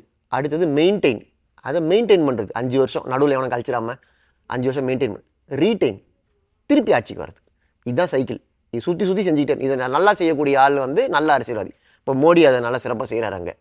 ஸோ ஜோதிபா செஞ்சிருந்தார். இது மாதிரி இதில் நீங்கள் அட்டைன் பண்ணுறது ஒரு பெரிய கஷ்டம், மெயின்டைன் பண்ணுறது அப்படி மெயின்டைன் பண்ணலாம். ரீடைன் பண்ணுறது ரொம்ப கஷ்டம். ஏன்னா ஆன்டி இன்கம்பன்சின்னு ஒன்று வந்துடும். அது வரும்போது அதை தாண்டி மெயின்டைன். இப்போ நம்ம சிஎம் வந்து அந்த கிரைசிஸில் தான் இருக்கிறார். அதை ரீடைன் பண்ணோம். அவர் ரீடைன் பண்ணுறது ஒரு சிக்கல் என்னென்னா, போன முறை நீங்கள் ஆட்சிக்கு வரும்போது 21 ஆட்சிக்கு வரும்போது நீங்கள் ஃபஸ்ட் டைமாக சிஎம் ஆகிறீங்க. அதனால் மக்களுக்கு வந்து இவ்வளோ வருஷமாக இவர் அரசியலில் இருக்கார், இன்னும் ஒரு சிஎம் ஆகலையே, இவர் சிஎம் ஆகணும் அப்படின்னு உள்ளுக்குள்ளே ஒரு உணர்வு. அவங்க அப்பா இருந்தார், போன முறை அவர் தான் சிஎம் கேண்டிடேட் 16ல், 21 தான் இவர் சிஎம் கேண்டிடேட். இவர் அந்த நாற்காலியில் உட்கார வச்சு பார்க்கணுன்ற ஆசை நிறைய பேருக்கு இருந்தது. இதெல்லாம் 1% 2% ஆட் ஆகிட்டே இருக்கும். இப்போ உங்களை உட்கார வச்சு பார்த்தாச்சு. எப்போவுமே மக்களுக்கு வந்து புதுசாக ஏதாவது ட்ரை பண்ணணும்னு நினச்சிட்டே இருப்பான். புதுசாக வாய்ப்பு கொடுக்கணும், புதுசாக ட்ரை பண்ணணும். சரி, விஜய் வந்து என்ன பண்ண போறாரு? அதெல்லாம் அதிமுக அப்படி நடக்கல. அதிமுக கன்சிக்யூட்டிவ் அடுத்தடுத்த கவர்மெண்ட் அவங்களே தான். அதுதான் சொல்ல வரேன். நீங்கள் வந்து 11 நம்ம தமிழ்நாட்டில் கான்சிக்யூட்டிவ் கவர்மெண்ட்ஸ் ரொம்ப ரேர். 16 மட்டும்தான் விதிவிலக்கு. அந்த 16ல் கூட 1.5% நினைக்கிறேன் டிஃப்ரென்ஸு. அந்த 1.5% போஸ்ட்மார்ட்டம் பண்ணி அப்புறம் ஏன் இது போச்சு அப்படின்னு பார்த்ததுல 2 முக்கியமான காரணங்கள் தெரிய வந்து. ஒன்று வந்து நீங்கள் கலைஞரை சிஎம் கேண்டிடேட்டாக அனௌன்ஸ் பண்ணீங்க, யங்ஸ்டர்ஸ் கனெக்ட் ஆகணும். 95 வயசில் இவர் என்ன பண்ணுவோம், 90 வயசு ஆயிடுச்சு, இவரை போய் மறுபடியும் வச்சு என்ன பண்ணுறது அப்படின்னு அவனுக்கு கனெக்ட் இல்லை. ரெண்டாவது, நீங்கள் வந்து டோட்டல் ப்ரொஹிபிஷன் பண்ணீங்க. இது கொங்கு சைட்லலாம் சில டாஸ்மாக் கடைகளில் கடைசி ஒரு வாரம் அதிமுக காரன் என்ன பண்ணிருக்கா, அங்கே இருக்க சேல்ஸ்மேன் கிட்ட காசு கொடுத்து கரெக்ட் பண்ணி அவன் ஒவ்வொருத்தர்கிட்டே கொடுத்துருக்கான், இதுதான் நீ குடிக்கிற கடைசி பாட்டில், இதுதான் கடைசி குவார்டர். அப்புறம் திமுக ஆட்சிக்கு வந்தோன்னா கடையை மூட்டுருவாங்கன்னு குடிகாரெல்லாம் பயந்துட்டான். கடையை மூட்டாங்கன்னா டெய்லி சாயந்தரம் வந்து நம்ம இங்க ஒரு குவார்டர் வாங்கி போறோம். கருத்து வேறுபாடு, மது பிரியர்கள் என்று அழைக்கணும். அப்படி அரசாங்கத்தை நடத்துறவங்க அவங்க தான் சார். அவங்க உடம்பு லிவர்லாம் நானே குறிக்கிறேன். ஆமா, டாக்டர் சாரும் இருக்காரு. தரமான சரக்கு தரதுலன்றது ஒரு பிரச்சனை, மக்கள் பிரச்சனையே இருக்கு. அதுல லிவர் சிரியாசிஸ்ல போயிட்டு இருக்காங்க, அவங்கள போய் ஆமா மது பிரியர்கள் என்று மது பிரியர்கள் வந்து சுமன் சார் இதுல அவங்க அசோசியேஷனே வச்சு அது கோரிக்கை எல்லாம் வச்சிருக்காங்க அரசாங்கத்துக்கு. அவங்கள கண்டுக்கிறதே கிடையாது. ஆமா சார், அங்க தரமான ஸ்நாக்ஸ் தரலன்னு பெரிய பிரச்சனை எல்லாம் இருக்கு. ஃபர்ஸ்ட் சரக்கு தரட்டும் சார், அப்புறம் ஸ்நாக்ஸ்க்கு வருவோம். ஜீவா எல்லாமே ஒரே நேரத்துல கேக்குறாரு. வழக்கமா அவங்க குடிச்சிட்டு படுத்துருவாங்க. அவங்க குடிக்கிறதுக்கே பிரச்சனை வந்துரும்ன்றதுனால இவங்க ஆட்சிக்கு வராம படுக்க வச்சிட்டாங்க. ஸோ இது 2 வந்து முக்கியமான. இதை உணர்ந்ததுனால தான் 21ல் நம்ம டோட்டல் ப்ரோஹிபிஷனுக்கு போல. அந்த தேர்தலில் ஏடிஎம்கே தான் வந்து ஸ்டாகர்டு ப்ராஹிபிஷன் கொண்டாங்க. 2 கட்சிகளுமே சொன்னாங்க அது வேற. நான் இந்த கடையை மூடிடுவேன், படிப்படினா நம்ம ஊர்ல மூட மாட்டாங்கப்பா, 10 கடையில 1 தான் மூடுறாங்க அப்படின்னு சொல்லிக்கலாம். இவன் சேல்ஸ் பண்ணும்போது என்ன சொல்றான், இதுதான் நீ குடிக்கிற கடைசி குவார்டர், கடையை மூட போறாங்க திமுக ஆட்சிக்கு வந்தோன்னு சொன்ன உடனே இந்த ஏரியாவில் இருக்கவங்களாம் பயந்துட்டான். நம்ம டெய்லி இங்கே வரமே, நம்ம மூட்டானா எங்கே போகிறது, அடுத்த கடை இதையும் மூடிடுவாங்கன்னா அவன் பயந்து போய் அவன்லாம் ஓட்டு போடல. இந்த மாதிரி சின்ன சின்ன விஷயங்கள்லாம் கூட எலெக்ஷனில் வேரியஸ் ஃபேக்டர்ஸ் இருக்குங்க. சினிமாவுக்கும் அரசியலுக்கும் ஒரு வித்தியாசம் என்ன, அதாவது ஒரு ஒற்றுமை என்னன்னா, இதுக்கு ஒரு ஃபார்முலா கிடையாது. இந்த ஃபார்முலாலாம் போட்டால் இந்த படம் உறுதியாக ஜெயிச்சிடும், இந்த ஃபார்முலாலாம் பண்ணிட்டா நான் கூட்டணி அமைச்சிட்டா உறுதியாக இந்த கூட்டணி ஜெயிச்சிடும் அப்படின்னு சினிமாவுக்கும் அரசியலுக்கும் ஒற்றுமை இது. ஒவ்வொரு முறை ஒன்று நடக்கும். அதனால் அரசியல் வந்து ரொம்ப காம்ப்ளெக்ஸானது, அது யாராலையும் புரிஞ்சிக்கவே முடியாது. அதில் தான் இந்த விருப்பம் இருக்குது பாருங்கள், ஒருத்தர் மேலே இருக்க விருப்பம், அது வந்து கண்மூடித்தனமான விருப்பம் ஆயிடுச்சுன்னா அது எந்த ஃபேக்டரியும் பார்க்க மாட்டாங்க. அவங்க நீங்கள் டெய்லி கொடுக்குற ஃபுல் பேஜ் ஆடை பார்க்க மாட்டான், நமக்கு வந்து 5000 ரூபாய் கொடுத்தாங்களேன்னு யோசிக்க மாட்டான், அவர் வந்தால் 10000 ரூபாய் கொடுக்குறேன்னு சொன்னாருன்னு யோசிக்க மாட்டான். அந்த விருப்பம் கண்ணை மறைச்சதுன்னா இல்லை, இந்த 5000 ரூபாய் கொடுத்த பிறகு ஓரளவுக்கு இந்த பெண்கள் வாக்கு சதவிகிதம் அல்லது பெண்களோட இது வந்து கவர்மெண்ட்டுக்கு ஃபேவரா இருக்கு அப்படின்னு ஒரு கருத்து கணிப்பலாம். நாங்களும் நிறைய சர்வே எடுக்கிறோங்க. கருத்து கணிப்பு 3 விதமான கருத்து கணிப்பு எடுக்கிறோம். ஒன்று வந்து குவான்டிடேட்டிவ் சர்வே, ஒரு தொகுதியில் 20,000 சாம்பிள் எடுக்கிறது, 2000 சாம்பிள் எடுக்கிறது. அந்த மாதிரி பெருசாக எடுத்திங்கன்னா எல்லா பூத்தையும் கவர் பண்ணுறது, இது குவான்டிடேட்டிவ் சர்வே. அதை டெய்லிலாம் எடுக்க முடியாது, அதுக்கு வந்து கஷ்டம். அது அப்படி எடுக்க முடியாத பட்சத்தில் குவாலிட்டேட்டிவ் சர்வே எடுப்போம். ஒரு தொகுதி வச்சு, இப்போ திருவள்ளூர் தொகுதி அப்படின்னு எடுத்துக்கிட்டிங்கன்னா முக்கியமான பாயிண்ட்ஸ், இங்கே மைனாரிட்டி ஜாஸ்தியாக இருக்கும், அந்த மாதிரி பாக்கெட் செலக்ட் பண்ணி மொத்தமாகவே ஒரு 1000 பேரை டக்குன்னு கேட்டு அது ஒரு நாளில் முடிச்சிடலாம். இது குவாலிட்டேட்டிவ் சர்வே. டிப்ஸ்டிக் சர்வேன்னு ஒன்று இருக்குது. நீங்கள் ஒரே ஒரு கேள்வி தான், நீங்கள் 5000 ரூபா போட்டால் டக்குன்னு ஒரு 10 பேருக்கு ஃபோனை போட்டு அந்த ஏரியாவில் ஒரு 20 பேர் இது பண்ணி கனெக்ட் பண்ணி 5000 ரூபா போட்டாங்களே திமுக ஓட்டு போடுவீங்க, போடுவேன் போட மாட்டேன், கருத்து இல்லை, ஒரே ஒரு டிப்ஸ்டிக் சர்வே.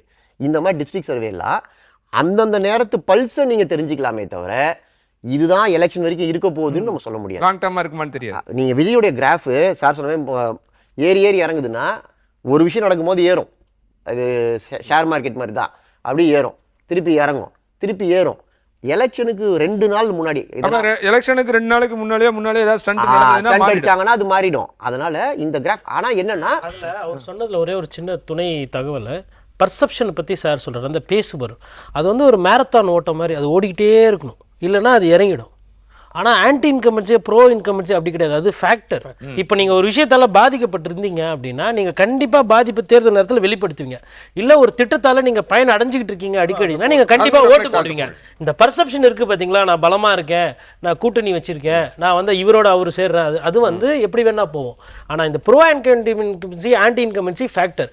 பட் பர்செப்ஷன் எதுக்கு முக்கியம்னா இந்த ஸ்விங் ஆகிடாமல் இருக்குது பார்த்தீங்களா, அதாவது இதுவா அதுவான்னு வரும்போது தான் அந்த பர்செப்ஷன் முக்கியம். அண்ட் முன்ன பின்ன தேர்தலை சந்திக்காத கட்சிக்கு பர்செப்ஷன் இன்னும் இம்பார்ட்டன்ட். ஏன்னா பர்செப்ஷன் தான் வண்டி உங்களுக்கு என்ன ஓட் ஷேர்னு யாருக்கும் தெரியாது. ரெண்டாவது, நம்ம இங்க வந்து திமுக அதிமுகவை பத்தி பேசுறோம். DMK AIADMK head on collision எத்தனை தொகுதியில் நடக்கும்? நீங்க திமுகவும் அதிமுக இருக்க ஏதோ ஒரு கூட்டணி கட்சியும், திமுக இருக்க ஏதோ ஒரு கூட்டணி கட்சியும், அதிமுக இருக்கிற இலையும், அப்படி நீங்க பார்க்கும்போது இப்போ இங்க ஏணி சின்னமும் இலையும் நிற்குதுன்னா சின்னத்தில் எது வலிமையான சின்னம்? அப்புறம் ஒரு தொகுதி இருக்கும், இப்போ பாளையங்கோட்டை தொகுதினா மைனாரிட்டி அதிகமாக இருக்க தொகுதி, அப்போ அந்த தொகுதியில் ஒரு இப்படி அரசியல்ன்றது ஒட்டுமொத்த தமிழ்நாட்டுக்கும் ஒரு தேர்தல் வியூகம் இருக்க மாதிரி ஒவ்வொரு தொகுதிக்கும் இருக்குது, ஒவ்வொரு கேண்டிடேட்டுக்கும் இருக்குது. ஒரு கேண்டிடேட்டுக்கு வாய்ப்பு கொடுக்கலன்னு வச்சுக்கோங்களேன், திமுகவில் ஒரு வாய்ப்பு கொடுக்கல, இல்லை அதிமுகவில் ஒரு முக்கியமான ஆளுக்கு வாய்ப்பு கொடுக்கல, வாய்ப்பு கொடுக்காத அமைதியாக இருப்பார், அவர் உள்ளடி வேலை பார்க்க தான் செய்வார். அது மேலேருந்து கூப்பிட்டு சொல்லுவாங்க. இவங்க என்ன சொல்கிறாங்கன்னா, சார் சொல்கிற பாயிண்ட் முக்கியமான பாயிண்ட். திமுக வந்து மதிமுகவுக்கு 4 தொகுதி கொடுத்துட்டு 3 தொகுதி உதயசூரியன் ஏன் சொல்றாங்கன்னா இந்த காரணம் தான். சின்ன வலிமை இல்லைன்னா நீங்க ஜெயிக்க முடியாது. தங்க தமிழ்ச்செல்வன் என்கிட்ட சொன்னாரு, ஒரு பாட்டி எனக்கு ஓட்டு போட்டு அப்பா உனக்கு தான்ப்பா போட்டேன் இலையில போட்டேன்னு சொன்னாங்க. அவங்களுக்கு தெரியாது இது சேகர் பாபுக்கு ராசா உனக்கு தான் இலையில போட்டான்னு. அப்ப இலையில போட்டு தான் போட்டிருக்கு. இதனாலதான் சின்னம் வேணும்னு கேட்கறது. தனி சின்னத்துல நிக்கிறேன்னு சொன்னா பெரிய கட்சியா இருந்தா கூட நிக்காதீங்கன்னு இப்போ மதிமுக கட்சியில 3 சூரியன்ல நில்லுன்னு சொல்றது காரணம் இதுதான். அதனால எலெக்ஷன்ன்றது ஒரு தனி ப்ராசஸ். தலைப்புக்குள்ள வருவோம். நான் என்ன கேட்கிறேன், இப்ப இளைஞர்கள் வாக்கோ இல்ல பெண்கள் வாக்கோ, அவங்கள பெண்கள் வந்து யாரை விரும்புறாங்கன்னு நம்ம கேட்டிருந்தோம் இல்லையா? இப்ப இவங்க வந்து பெண்களுக்கான நிறைய திட்டங்களை அனௌன்ஸ் பண்ணிருக்காங்க. வைப் வித் ஸ்டாலின் அப்படின்லாம் நிறைய இதெல்லாம் பண்ணிட்டு இருக்காங்க. இப்ப நீங்க மாநாடுகள்லாம் பாத்தீங்கன்னா நிறைய சேஞ்சஸ் தெரியும். நீங்க சொன்ன குறிப்பிட்ட மாதிரி துண்டை சுத்துறது, இந்த மாதிரியான நிறைய விஷயங்கள், அப்புறம் டிராவல் பண்ணிட்டே போய் உள்ள ஸ்டேஜுக்கு வர்றது, எப்படியான விஷயங்கள்லாம் நிறைய பண்ண ஆரம்பிச்சிருக்காங்க. அதே நேரத்துல அதிமுக அந்த மாதிரியான எந்த இதுவுமே இல்லையே. அவங்களுக்கு வைப் பண்ண வராது.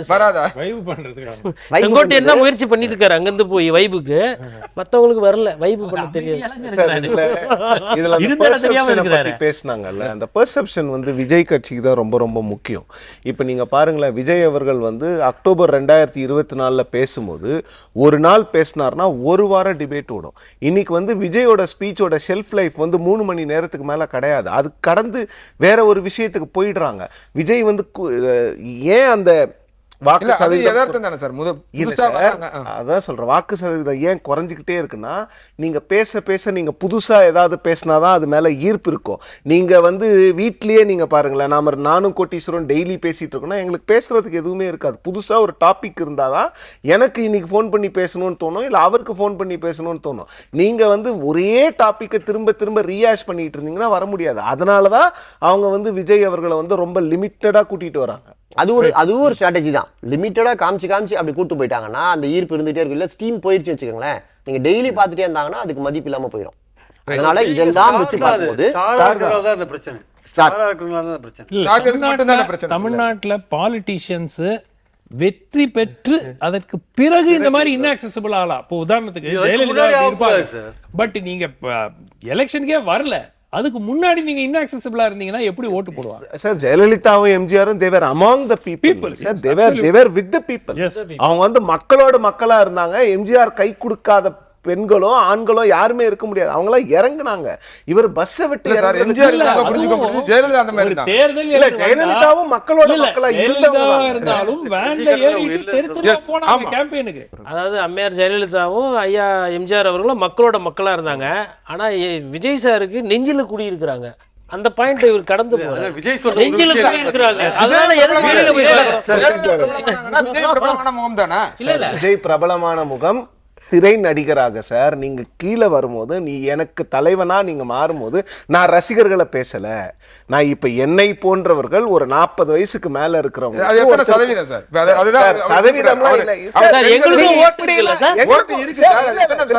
இப்படியெல்லாம் இல்ல.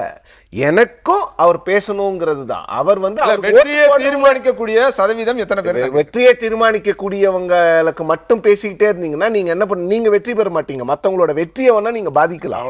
அதுதான் பிரச்சனை. நீங்க ஒரு டார்கெட் ஆடியன்ஸ் கிட்டயே பேசிட்டு எல்லாருக்குமான தலைவரா இருக்கணும், எல்லாருக்குமான அரசியலை நீங்க பண்ணணும். இல்ல இந்த கான்செப்ட் இருக்குல்ல, எம்ஜிஆர் ஜெயலலிதா அவர்களும் திரைக்கவர்ச்சியோட இருந்தாங்க, ஆனா மக்களை சந்தித்தாங்க. நீங்க கேட்டீங்க ஜெயலலிதா அம்மையார் வந்தாங்களான்னு நுட்பமா கேட்டீங்கல்ல. ஜெயலலிதா அம்மையார் 91 வந்து திடீர்னு வரல, இல்ல சினிமா ஷூட்டிங் முடிச்சுட்டு வரல. அவங்களுக்கான இது 80 உலகத்தமிழ் மாநாடு மதுரையில் இருந்து அவங்களுக்கு பொலிட்டிக்கல் என்ட்ரி இருக்கு, திருச்செந்தூர் இடைத்தேர்தல் இருக்கு. எம்ஜிஆர் இதுல வந்து இருக்காங்க. தேர்தல் பிரச்சாரம் முழுக்க அவங்க தான். இடைத்தேர்தல் திருச்செந்தூர் இடைத்தேர்தல் அவங்க தான். சத்துணவு பிரச்சாரம் இது அவங்க தான். மாநிலங்களவைக்கு போனாங்க. அதுக்கடையில் எஸ்டிஎஸோட சண்டை, நிறைய பிரச்சனை. அவங்க போய் இந்திரா காந்தி பாராட்டினது, அண்ணா உட்காந்த சீட்டு, இது எல்லாமே அவங்க சிஎம் ஆனப்போ இல்லை, அவங்க வெறுமனே எம்ஜிஆர் கட்சியில் இருந்த போதே கொள்கை பரப்பு செயல் அவங்கள பற்றி ஒரு விவாதம் நடந்து முடிஞ்சிருச்சு. 91 அவங்க உள்ள வரும்போது ஜெயலலிதா வந்து நடிகை ஜெயலலிதான்னு யாருமே சொல்லலை. 91 80 அவங்க உள்ள நுழைஞ்சப்ப நடிகை டான்ஸ் ஆடுறாங்கன்னு சொல்லியிருக்கலாம் 80 ஃபர்ஸ்ட் உலகத்தமிழ் மாநாட்டில். ஆனால் விஜய் வந்து நடிகராக மட்டும்தானே இருக்கிறாரு. இந்த ஒப்பீடெல்லாம் நம்ம இப்போ கம்பேர் பண்ணக்கூடாது. ஏன்னா இப்போ நம்ம வாழ்கிற காலமே மாறிடுச்சு. இன்னைக்கு நியூஸ் சைக்கிளே மாறிடுச்சு. நியூஸ் சைக்கிள் நியூஸோடைய குவாலிட்டியை டிட்டர்மைன் பண்ணுது. நீங்கள் ஒரு நாளைக்கு ஒரு செய்தி அப்படின்னா தரமாக ப்ரிப்பேர் பண்ணுவோம். 1 மணி நேரத்துக்கு ஒரு செய்தினா கிடைச்சது எடுத்து தலைப்பை மாற்றி தான் ஆகணும்னா தலைப்பு செய்திக்கு ஒர்த்து இல்லாத கூட தலைப்பு செய்திக்கு போயிடுது. ஸோ செய்தியோட குவாலிட்டியே செய்தியோட சைக்கிள் வந்து தீர்மானிக்குது. சோஷியல் மீடியாவில் இன்றைக்கி கண்டென்ட் ஃப்ளட் ஆகுது. ஃப்ளட் ஆகும்போது நீங்கள் இந்த மாதிரிலாம் 10 ஆக்டிவிட்டி செஞ்சு அதில் விசிபிலிட்டி கிடச்சி நீங்கள் முன்னேறி வர வேண்டியது இன்னைக்கு ஃபாஸ்ட் ட்ராக் ஆகிடுச்சு. இல்லை கரெக்ட். இப்போ நீங்கள் இளைஞர்கள் பெண்கள்லாம் இருக்கிறாங்க அப்படின்னா அவங்க ஏன் திரும்ப வந்து அண்ணாவையும் எம்ஜிஆரையும் உங்க மேற்கோள் காட்டணும்? பேசணும் இல்லைங்க, எதுவுமே பேசாமல் டேரெக்டாக அவங்க அப்பா எஸ்சிஎஸ்சியை பற்றி பேச முடியும்? அது யார் போடுவாங்க? நீங்க ஜென்சி மனநிலை அவங்கள பத்தி தெரிஞ்சுக்கிறதுக்கோ தெரிஞ்சுக்க விரும்பல அப்படின்னு நீங்க சொல்றீங்க இல்லையா? இப்ப சொன்னீங்க இப்ப எதையுமே அப்படி மொத்தமா தூக்கி போட்டுற முடியாதுல்ல, கொஞ்சம் கொஞ்சம் வச்சுக்கணும்ல எல்லாத்துல இருந்தும். நாளைக்கு திடீர்னு உங்களுக்கு கொள்கையே இல்லைன்னா யார் சொன்னது? பாருங்க 5 பேர் இருக்காங்க எங்களுக்கு கொள்கை தலைவர்கள் அப்படின்னு சொல்றதுக்கு ஒரு 5 பேர் வேணும்ல.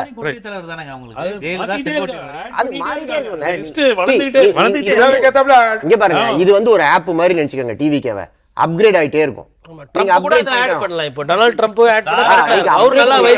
அப்கிரேட் பண்ணலன்னா நீங்க வந்து அவுட்டேட் ஆகுவீங்க. நிறைய விஜய் பத்தியே பேசிட்டா. இறுதியா திரு ஜீவசகாப்தன், உங்களுக்கான தலைப்பு வந்து நம்பிக்கை அளிக்கிறதா விஜய் அரசியல். இப்ப இவர் பேசினதுல இருந்து நீங்க தொடரலாம். இல்லை, இளைஞர்கள், பெண்கள், இந்த முதல் முறை வாக்காளர்கள்ங்கிற இந்த சில விஷயங்கள் வந்து விஜய்க்கு வந்து நம்பிக்கை தரக்கூடியதாக இருக்குது. அவரே தெளிவாக 60 வயசுக்கு மேலே எனக்கு வேணாங்கிற மாதிரி தான் முடிவுலலாம் அவங்களாம் இருக்கிறாங்க. அவர் பேசுகிறதே 18 வயசு 20 வயசு மட்டும்தான். இப்போ அதைத்தான் தொடர்ச்சியாக பேசும்போது நம்ம கவனிக்கணும். யார் நமக்கு ஓட்டு போடுவாங்களோ அவங்கள்ட்ட மட்டும் தான் பேசுகிறாரு. யார் நம்மகிட்ட எதிர்த்து கேள்வி கேட்க மாட்டாங்களோ அவங்கள்ட்ட மட்டும் தான் அவர் பேசுகிறாரு. அவர் எதிர்ப்பு செய்தியாளர்களை கூட அவர் சந்திக்க வந்து தயாராக இல்லை. இது எங்கே போய் முடியும்னா, இப்போ எம்ஜிஆருங்கிற திரைக்கவர்ச்சியை நம்பி அதிமுக உருவானாலும் எம்ஜிஆர் கட்சி ரெட்டை இலை சின்னம் அப்படின்னு சொல்லி ஒரு திருநாவுக்கரசால் ஜெயிக்க முடியும், ஒரு மாயத்தேவரால் ஜெயிக்க முடியும், அரங்கநாயகத்தால் ஜெயிக்க முடியும். அங்கே எம்ஜிஆர் எங்கன்னு அந்த மக்கள் கேட்க மாட்டாங்க. ஏன்னா எம்ஜிஆர் அதை தாண்டி ஒரு கட்சிங்கிற அந்த கான்செப்ட் சேர்ந்து கட்டமைப்பு, கொள்கை, அண்ணான் இவ்வளோ விஷயங்களை சொல்லி தான் வளர்ந்தது. ஆனால் திரைக்கவர்ச்சிங்கிறது பிரதானம் எம்ஜிஆருக்கு, அதை மறுக்கலை. அதே மாதிரி தான் ஜெயலலிதாவுக்கும். இவங்களுக்கு ஜெயலலிதா தான் திரைக்கவர்ச்சி பிம்பம்னாலுமே ரெட்டலை, எம்ஜிஆர் கட்சி, அதிமுக இந்த கான்செப்டும் சேர்ந்து வளர்ந்துச்சு. விஜய்ங்கிற அந்த ஒற்றை கூரை தவிர்த்து வேறு எதுவுமே இல்லை. அந்த ஒற்றை பிம்பத்தை தவிர்த்து வேறு எதுவுமே இல்லை. அதனால தான் சொல்கிறேன், 234 தொகுதி வேட்பாளரில் குப்புசாமி, முனிசாமி, அனிஷுன்னு பார்க்கும்போது அந்த மக்களுக்கு வந்து விஜய்க்கு வைப் பண்ணவனுக்கே அந்த இடத்துல வந்து அவனுக்கு ஓட்டு போடணுமான்னு தோணாது. அது ஒரு பெரிய விஷயம் இருக்கு. இல்லை, அது தேவையில்லைன்னு தானே திரு பார்த்திபன் சொல்கிறார். பார்த்திபன் சொல்கிறது வந்து இப்போ யங்ஸ்டர்ஸுக்கு வந்து யங்ஸ்டர் க்ரௌட் எல்லாமே கண்மூடித்தனமாக அவர் மேலே ஒரு பிரியம் வச்சுருக்காங்க, அவங்க ஓட்டு போடுவாங்க. அதெல்லாம் இருக்கும் சார், அதெல்லாம் இருக்கும், கண்டிப்பாக இருக்கும். டாக்டர் எழிலனும் ஒரு கோகுலேந்திராவும் நிற்கிற இடத்துல யாரோ ஒரு அனிஷோ குப்புசாமியோ நிற்கிறாங்கிறப்ப நீங்கள் சொல்கிற மாதிரி விஜய் கட்சிக்காரங்களுக்கு விஜய் மட்டும் தான் இருக்கும். ஆனால் அதை தாண்டி எலெக்ஷன் போகிறப்ப அவரே சொன்னார், தேர்தல் கருத்து கணிப்பு, கான்செப்ட், ஹைப்பர் லோக்கல், தொகுதி, இது மாதிரி பல்வேறு விஷயங்கள் இருக்குது. சாதி இருக்குது, ஏற்கனவே ஜெயிச்சவருங்கிறது ப்ளஸ்ஸா மைனஸா, ஜெயிச்சவருங்கிறதே மைனஸ் ஆகும், இல்லைப்பா ஒன்றுமே செய்யலைப்பாங்கிறது, புதுசாக வராருங்கிறது, இப்படி பல்வேறு விஷயங்கள்லாம் பார்க்கும்போது இந்த ஃபேக்டர்ஸ் எதுவுமே விஜய்க்கு இல்லையே. இப்போ ஒவ்வொரு தொகுதிக்கும் வேறு வேறு மாதிரியான ஃபேக்டர்ஸ் இருக்குல்ல. இப்போ தென்காசிக்குன்னா தென்காசியில் வந்து திமுக கூட்டணி கட்சி கொடுத்துரும், திமுகவுக்கு சாதகமாக இருக்காது. சவுத்தில் வந்து மேக்ஸிமம் கூட்டணி கட்சி கொடுத்துரும். டெல்டாலையும் சென்னையிலையும் திமுகவே அதிகம் நிற்கும். இதெல்லாம் ஏன்? 234 தொகுதியும் தமிழ்நாடு தானே, ஒரே மாதிரியே அணுகுறாங்க. குடியாத்தம் தளியை அணுகிற மாதிரியா மதுரை தெற்க அணுகுறாங்க, கோவை தெற்க அணுகுறாங்க. அப்போ ஒவ்வொரு மண்டலத்துக்கும் ஒவ்வொரு கேரக்டர் இருக்குல்ல. இது எதுக்குமே அடங்காமல் வெறுமனே ஒரு விஜய் ஃபேக்டருங்கிற ஒரு கான்செப்ட் மட்டும் ஜெயிக்குமானா அதை நம்ம கவனத்தில் எடுத்துக்கணும். அது பல்வேறு விதங்களில் மாறி எங்க எம்ஜிஆரே எங்க பரங்கி திமுகவில் இருக்கும்போது 2 முறை பரங்கிமலையில் இன்னொரு தனியாக கட்சி ஆரம்பிச்சாரோ மதுரைக்கும் அருப்புக்கோட்டைக்கும் திண்டுக்கலுக்கும் தானே போனார். சென்னையை நம்ப மாட்டேன்ட்டார்ல. சென்னையில் அவர் ஜெயிச்சது திமுக கோட்டைங்கிறது அவருக்கு தெரியுது. அவர் தனியாக கட்சி ஆரம்பிச்சப்போ அவருக்கான இடங்கிறது திண்டுக்கல், மதுரை, அருப்புக்கோட்டைன்னு அங்கிட்டு போயிட்டார் அவர். அது இன்னைக்கு வரையும் எம்ஜிஆருக்கான மாசம். விஜய் வந்து எதனும் அடையாளப்படுத்தி வச்சிருக்காரு இந்த தொகுதியெல்லாம் நமக்கு வெற்றி வாய்ப்புக்கான தொகுதி அப்படின்னு. அந்த மாதிரிலாம் பார்த்தா அதான் ஓவராலாக எல்லா இடத்துல அதாங்க சொல்கிறேங்க. உங்களுக்கு வந்து எம்ஜிஆருக்கான கான்செப்ட்டுங்கிறது எங்கேருந்து வருது? எங்கெல்லாம் கலைஞர் எதிர்ப்புக்கான ஓட் பேங்க் இருந்ததோ அங்கெல்லாம் ஜெயிச்சாங்க. மேற்கு மண்டலம், தென் மண்டலம் ரெண்டுமே திராவிட எதிர்ப்பு இதெல்லாம் இருந்தது. அதனால் காங்கிரஸ் ஓட்டு, ஸ்தாபன காங்கிரஸ் ஓட்டு, சுதந்திரா கட்சி ஓட்டெல்லாம் ஒரு மாதிரி மிக்ஸ் ஆகி ஏடிஎம்கே வந்து வலுப்படுத்துச்சு. எம்ஜிஆருங்கிற கவர்ச்சி பொம்மை மட்டும் இல்லை, அந்த ஒரு கான்செப்ட் தேசிய கட்சி மனநிலை உள்ளவங்களும் எம்ஜிஆருக்கு ஓட்டு போட்டாங்க. இந்த மாதிரி கான்செப்ட் கலைஞர் எங்கெல்லாம் ஜெயிச்சார், இடதுசாரிகள் எங்கே இருந்தாங்களோ அங்கே தான் திமுக வளர்ந்துச்சு. 1957 பார்த்தீங்கன்னா திருப்பத்தூர், வேலூர், வட தமிழகம், கடைமடை பகுதி. திரும்ப நான் அந்த கேள்வியை வரேன்னா இதெல்லாம் என்ன அடிப்படையில் கலைஞர் ஜெயிக்கிறார் அப்படின்னா அப்போ வந்து ஒரு ஐடியாலஜிக்கல் இருந்தது இல்லையா? இப்போ அந்த மாதிரியான தாட் ப்ராசஸ் இப்போ ஓட்டு போடுற யங்ஸ்டர்ஸ் இருக்கான்னு கேட்குறேன். அப்படி வெறுமனே கொள்கை சார்ந்து கொள்கையை பார்த்து வாக்களிக்கிற மனநிலையில் இருக்காங்களா? கொள்கையற்ற கூட்டம் நிறையா இருக்குது. அதனால் விஜய்க்கு வாய்ப்பு அளிக்க முடியும், விஜய்க்கான வாய்ப்பு அதிகம் அப்படிங்கிறதா உங்களுடைய நேரடியான கேள்வி. ஆனால் நம்ம தமிழ்நாட்டு மக்களை அந்த அளவுக்கு குறைத்து மதிப்பிட வேணாம். மதிப்பிடல, நான் சொல்கிறேன் யங்ஸ்டர்ஸாக ஒரு க்ரௌட். நான் அதான் தொடக்கத்திலே சொன்னேன், நம்ம ஊடகங்களில் விஜய்க்கு எதிரான ஊடகங்கள் கூட விஜய் ரசிகர்கிட்ட பேட்டி எடுக்கிறது விரும்புகிறாங்க. டிஆர்பி அவங்க சொல்கிற விஷயங்கள், அந்த லேடிஸும் பசங்களும் பேசுகிற அந்த காமெடியான விஷயங்கள், அபத்தமான விஷயங்கள் இன்றைக்கி ரேட்டிங்க்கு ஜாலியாக இருக்குது. விஜயை விமர்சனம் பண்ணி பேசுவதற்கு நீங்கள் வேறு ஒன்றும் இல்லை, விஜய் கட்சிக்காரங்க பேசினாலே போதுங்கிறேன். அந்த கட்சிக்கு இப்போ திமுக விமர்சிக்கிறதுக்கு திமுகவுக்கு எதிராக யார் யார் வரலாற்றில் என்ன பேசியிருக்காங்கன்னு நீங்கள் படிக்கணும். விஜய் கட்சிக்கு அவசியம் இல்லை. விஜயை ஆதரித்து பேசுகிறவங்க பேசுகிறத பார்த்தாலே என்னடா இவ்வளோ அபத்தமாக இருக்குது, லாஜிக் இல்லாமல் இருக்குது, அரசியலில் புரிதலே இல்லாமல் இருக்குன்றதுல இந்த மாதிரியான விஷயங்கள். சார் நான் என்ன கேட்குறேன், அந்த கூட்டம் இது எல்லாமே ஒரு இன்டெலெக்சுவல் க்ரௌடு, அது ஒரு சர்டன் பெர்சன்டேஜ். அவங்க தான் இப்போ நீங்கள் சொல்கிற ஃபேக்டர்ஸ்லாம் பார்க்குறாங்க. இப்போ அவருக்கு வந்து ஐடியாலஜிக்கல் இருக்கா, அவங்க ஐடியாலஜி லீடரை ஃபாலோ பண்ணுறாரா, அவங்க கூட்டம் வந்து எப்படி இவங்க ஒரு இதில் என்ன பேசுகிறாங்க, இப்படியான விஷயங்கள் எல்லாமே ஒரு இன்டெலெக்சுவல் க்ரௌடு மட்டும்தான் அதை பார்க்குறாங்க. மற்றவர்கள் என்ன மாதிரி மனநிலையில் என்ன அடிப்படையில் அவர் தேர்வு செய்ய போகிறாங்கன்னு கேட்குறேன். கடைசி நேரத்தில் விசில்ங்கிற ஒரு சின்னம் தான் அவங்களுக்கு வந்து மிகப்பெரிய ஆயுதம். கேண்டிடேட்டு வேறு யாருமே முகமே இல்லைங்கிறது வந்து ஒரு மைனஸ் தான். அவங்க அதையே ப்ளஸ்ஸாக சொல்கிறாங்க. ஏன்னா 234 தொகுதி விஜயை மட்டும்தான் மனசில் நிறுத்தோன்னு சொல்கிறாங்க. எம்ஜிஆர் ஜெயலலிதா அப்படி தான் சொன்னாங்க. எம்ஜிஆர் ஜெயலலிதா பொறுத்தவரையும் அவங்க மட்டும் தான் ஒன்று, மற்ற எல்லாரும் பூஜ்ஜியம். திருநாவுக்கரசே சொல்லியிருக்காரு, அவங்க எல்லாருமே சொல்லியிருக்காங்க. ஆனால் அது விஜய்க்கு அப்ளை ஆகாது. ஏன்னா எம்ஜிஆர் ஜெயலலிதாக்கே அது அப்ளை ஆகலை. 234 தொகுதியிலையும் ஜெயலலிதா நின்று தான் ஜெயிச்சாங்கிற கான்செப்ட்லாம் கிடையாது. ஜெயலலிதா மேலே அபிமானம் இருந்தாலும் தாமரக்கண்ணி ஜெயிச்சாங்க, உங்களுக்கு ஆலங்குடி வெங்கடாச்சலம் ஜெயிச்சாரு, உங்களுக்கு திருநாவுக்கரசு தனியார் நின்று ஜெயிச்சாங்க. ஜெயலலிதா இருந்தபோது ஜெயலலிதா தோற்று இவங்க ஜெயிச்சாங்க. அதுக்கப்புறம் அவங்க இதே மாதிரி திமுக அதிமுக நிறைய இருக்கேன். பாமக தனியார் நின்று ஜெயிச்சிருக்கு 4 சீட்டு 91. இவர் பன்ருட்டி தனிச்சார் யானை சின்னத்தில் ஜெயிச்சாங்க. ஸோ இது எல்லாமே தீர்மானிச்சிருக்கு. அந்த பன்ருட்டியும் தமிழ்நாட்டில் தான் இருந்திருக்கு. ரெட்டலை சின்னம் கிடைக்காம வாழைப்பழ சின்னத்துக்கு ஓட்டு கேட்டு கிருஷ்ணகிரியில் அருள்ங்கிறவர் ஜெயலலிதாமையை ஜெயிக்க வச்சிருக்காங்க. ரெட்டலை சின்னத்தில் நின்ன ஜெயலலிதாமையார் தோற்றுருக்காங்க. அதனால் சின்னத்துக்கு ஒரு வலிமை உண்டு. அதை தான் பார்த்திபன் சார் அழகாக சொன்னார். கை சின்னம் நிற்கிது, ரெட்டலை நிற்கிதுங்கிறப்ப உங்களுக்கு வந்து திமுக கூட்டணி தான் அங்கே வாய்ப்பு அதிகம் இருந்தாலும் கூட சின்ன வலிமைங்கிறப்ப அங்கே வந்து ரெட்டலைக்கு ஒரு ரோல் உண்டு. உதயசூரியன் நிற்கிது, இங்கிட்டு தாமரை நிற்கிது, அல்லது அங்கிட்ட ஏதோ ஒரு சுயேட்சை சின்னம் நிற்கிதுங்கிறப்ப உதயசூரியனுக்கு ஒரு வேல்யூ உண்டு. இந்த மாதிரி ஃபேக்டர்ஸ் எதுவுமே விஜய்க்கு ப்ளஸ்ஸாக இல்லை. விசில் அந்த இடத்த நிரப்பாது, கண்டிப்பாக நிரப்பாதுங்க. கண்டிப்பாக அந்த இடத்த வந்து அப்படி நிரப்பாது. அதாவது விஜயே நிற்கிறப்போ ஒரு மாசு இருக்குங்க, ஒரு எதிர்பார்ப்பு இருக்குங்க. அதை தாண்டி இந்த விஜய் ரசிகர்களுடைய முகம், பாடி லாங்குவேஜ், பேசுகிறதெல்லாம் பார்க்கும்போது யாரோ ஒரு குப்புசாமிக்கு ஓட்டு போடணும்னு போடாமல் கூட இருந்துடலாம். அவங்களாம் ஒரு பொலிட்டிக்கல் அனிமல் கிடையாதுங்க. அவங்களாம் பொலிட்டிக்கல் கான்சியஸ் உள்ள ஆட்கள் கிடையாது. ஒரு திமுக கூட்டணி, இது அதிமுக கூட்டணின்னு பார்க்குற ஆட்களே அவங்களாம் கிடையாது. ஏதோ ஒரு மெதப்பில் இருக்கிற மாதிரி இருக்கிறாங்க. எங்க விஜயண்ணா ஜெயிப்பார் முயற்சி செய்யலையே. அவரே வந்து அந்த ப்ரிப்பேர்டு ஸ்பீச்சை தவிர நான் என்ன சொல்கிறேன், இன்டர்வியூ செட்டப் பண்ணி ஒரு இன்டர்வியூ எடுக்கலாம்ல, ரெக்கார்டட் இன்டர்வியூ. யாராவது உங்க ஆளுங்களா அவருக்கு வேண்டப்பட்ட ஒரு இல்ல சார், அதுக்கான தேவை என்ன இருக்கு? எதுக்கு நான் என்னை விளக்கணும் அப்படின்னு அவங்க நினைக்கலாம் இல்லையா? எதுக்கு இல்லைங்க, நீங்க உங்க ரசிகர்களுக்கு நீங்க விளக்க வேணாங்க. ரசிகர்கள் அந்த அந்த ஸ்டார் வேல்யூக்கு ஓட்டு போட போறாங்க. ரசிகர்கள் ஓட்டை வச்சு நீங்க எலெக்ஷன் எப்படிங்க ஜெயிப்பீங்க? நீங்க எலெக்ஷனை ஜெயிக்கணும்னா ரசிகர்களை தாண்டி பொதுமக்களும் உங்களுக்கு ஓட்டு போடணும். என்ன நான் என்ன சொல்றேன், உங்களுக்கு நீங்க ஒரு பிரஸ் கான்ஃபரன்ஸ் அவர் சொல்றாரு ஒவ்வொரு வீட்லயும் ஒரு விஜய் இருக்காங்க, அவங்க வந்து அவங்க பெற்றோர்களை இது பண்ணி எனக்கு ஓட்டு போட சொல்லுவாங்க, தேர்தல் அன்னைக்கு பாருங்க எல்லாரும் வாக்களிக்கிற அன்னைக்கு எல்லாரும் வீட்டுல வந்து வெளியில இருந்து ஓட்டு போடுவாங்க அப்படின்றாரு. சரி, அது அந்த நம்பிக்கையில அவர் இருந்தாருன்னா தனியா அவர் ஏமாத்திக்கிறாருங்கிறது தான் என்னுடைய ஒப்பீனியன். மை மெயின் பாயிண்ட் என்னன்னா, ஒரு இன்டர்வியூங்க அட்லீஸ்ட் வந்து நீங்கள் ப்ரெஸ் கான்ஃபரன்ஸ் வேணாம், ஏன்னா ஏடாகூடமாக கேள்வி கேட்பாங்க, உங்களுக்கு கான்ஃபிடன்ஸ் இல்லை அது பதில் சொல்கிறதுக்குன்னு வச்சுக்கோங்க. செட்டப் இப்போ பிரதமர் பண்ணுறாருல்ல, ஒவ்வொரு தேர்தலுக்கு முன்னாடி உங்களுக்கு மாம்பழம் பிடிக்குமா ஆப்பிள் பிடிக்குமான்னு கேட்பாங்க. எப்படி உங்களால் இப்படி வேலை செய்ய முடியுது 24 மணி நேரம்? கடுமையான கேள்விகளை கேட்குறாங்கல்ல செட்டப் இன்டர்வியூவில், அந்த மாதிரி ஒரு 2 செட்டப் இன்டர்வியூ நடத்துங்க. மக்களுக்கு நீங்கள் எப்படி பேசுவீங்க? ஒரு கேள்வி வந்தால் ஏங்க இதுக்கு முன்னாடி ஆஸ் அ ஸ்டார் நீங்கள் எவ்வளோ இன்டர்வியூ விஜய் டிவிலலாம் நிறைய இன்டர்வியூ எல்லாம் ஓடிட்டு இருந்ததுல. லேட்டஸ்டா சன் டிவில நெல்சன் ரொம்ப கடுமையான கேள்வி எல்லாம் கேட்டாரு. என் நண்பர் வேற, எனக்கு தனியா போவீங்களா, தனியா போவீங்களா, ஆள் வச்சு கூட போவீங்களா, எப்படி உங்க பேண்ட் சொக்கா நீங்களே போட்டுக்கீங்களா அப்படிலாம் கேட்டாங்க. அத கடுமையான கேள்வி அவர் யோசிச்சு இத பொலிட்டிக்கல் கேள்விய நீங்க எடிட் பண்ணிக்கங்க சார். ஏதாவது ஒரு ஏடாகூடமா தப்பா சொல்லிட்டாருன்னா கட் பண்ணி போ.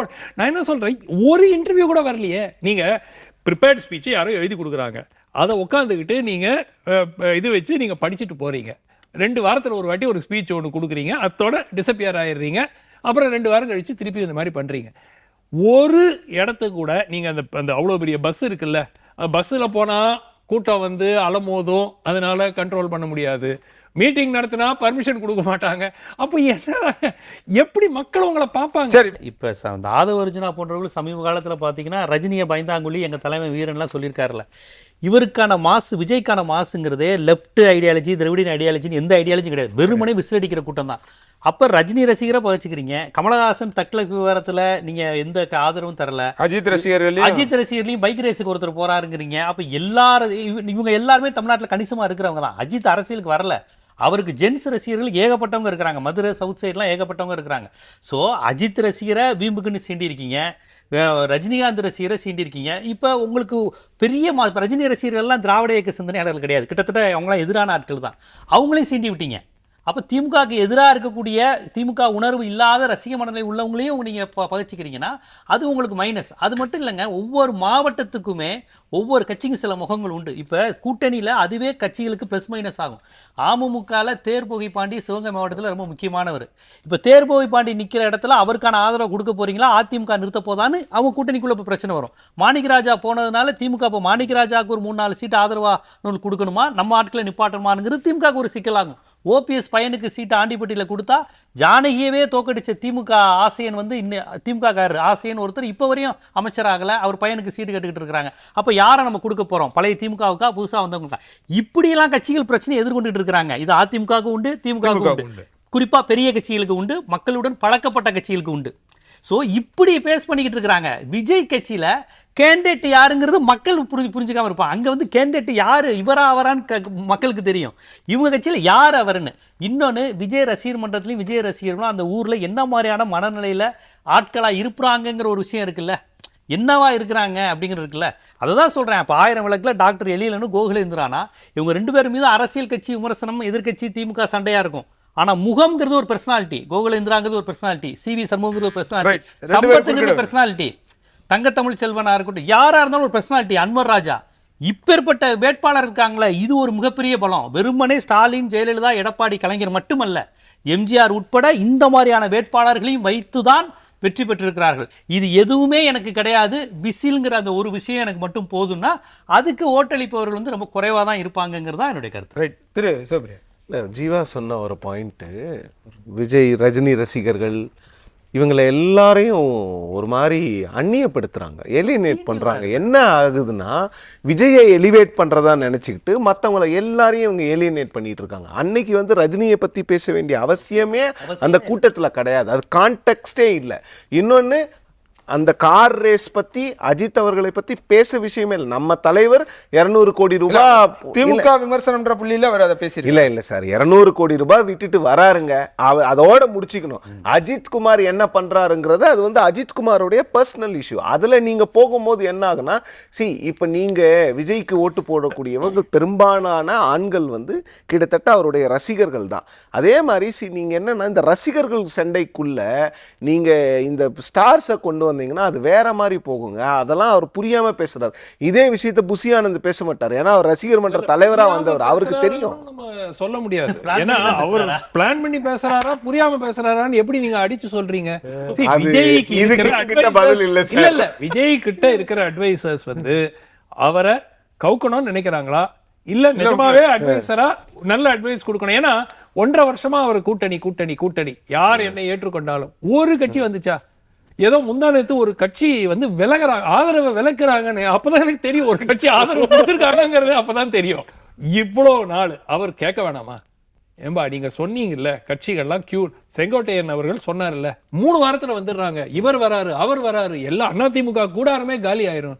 இன்னையா அது தேர்தலுக்கு 20 நாள் 1 மாசம் இருக்கு, ஒருத்தர் கூட வரல, இவர் கேட்கணும்ல.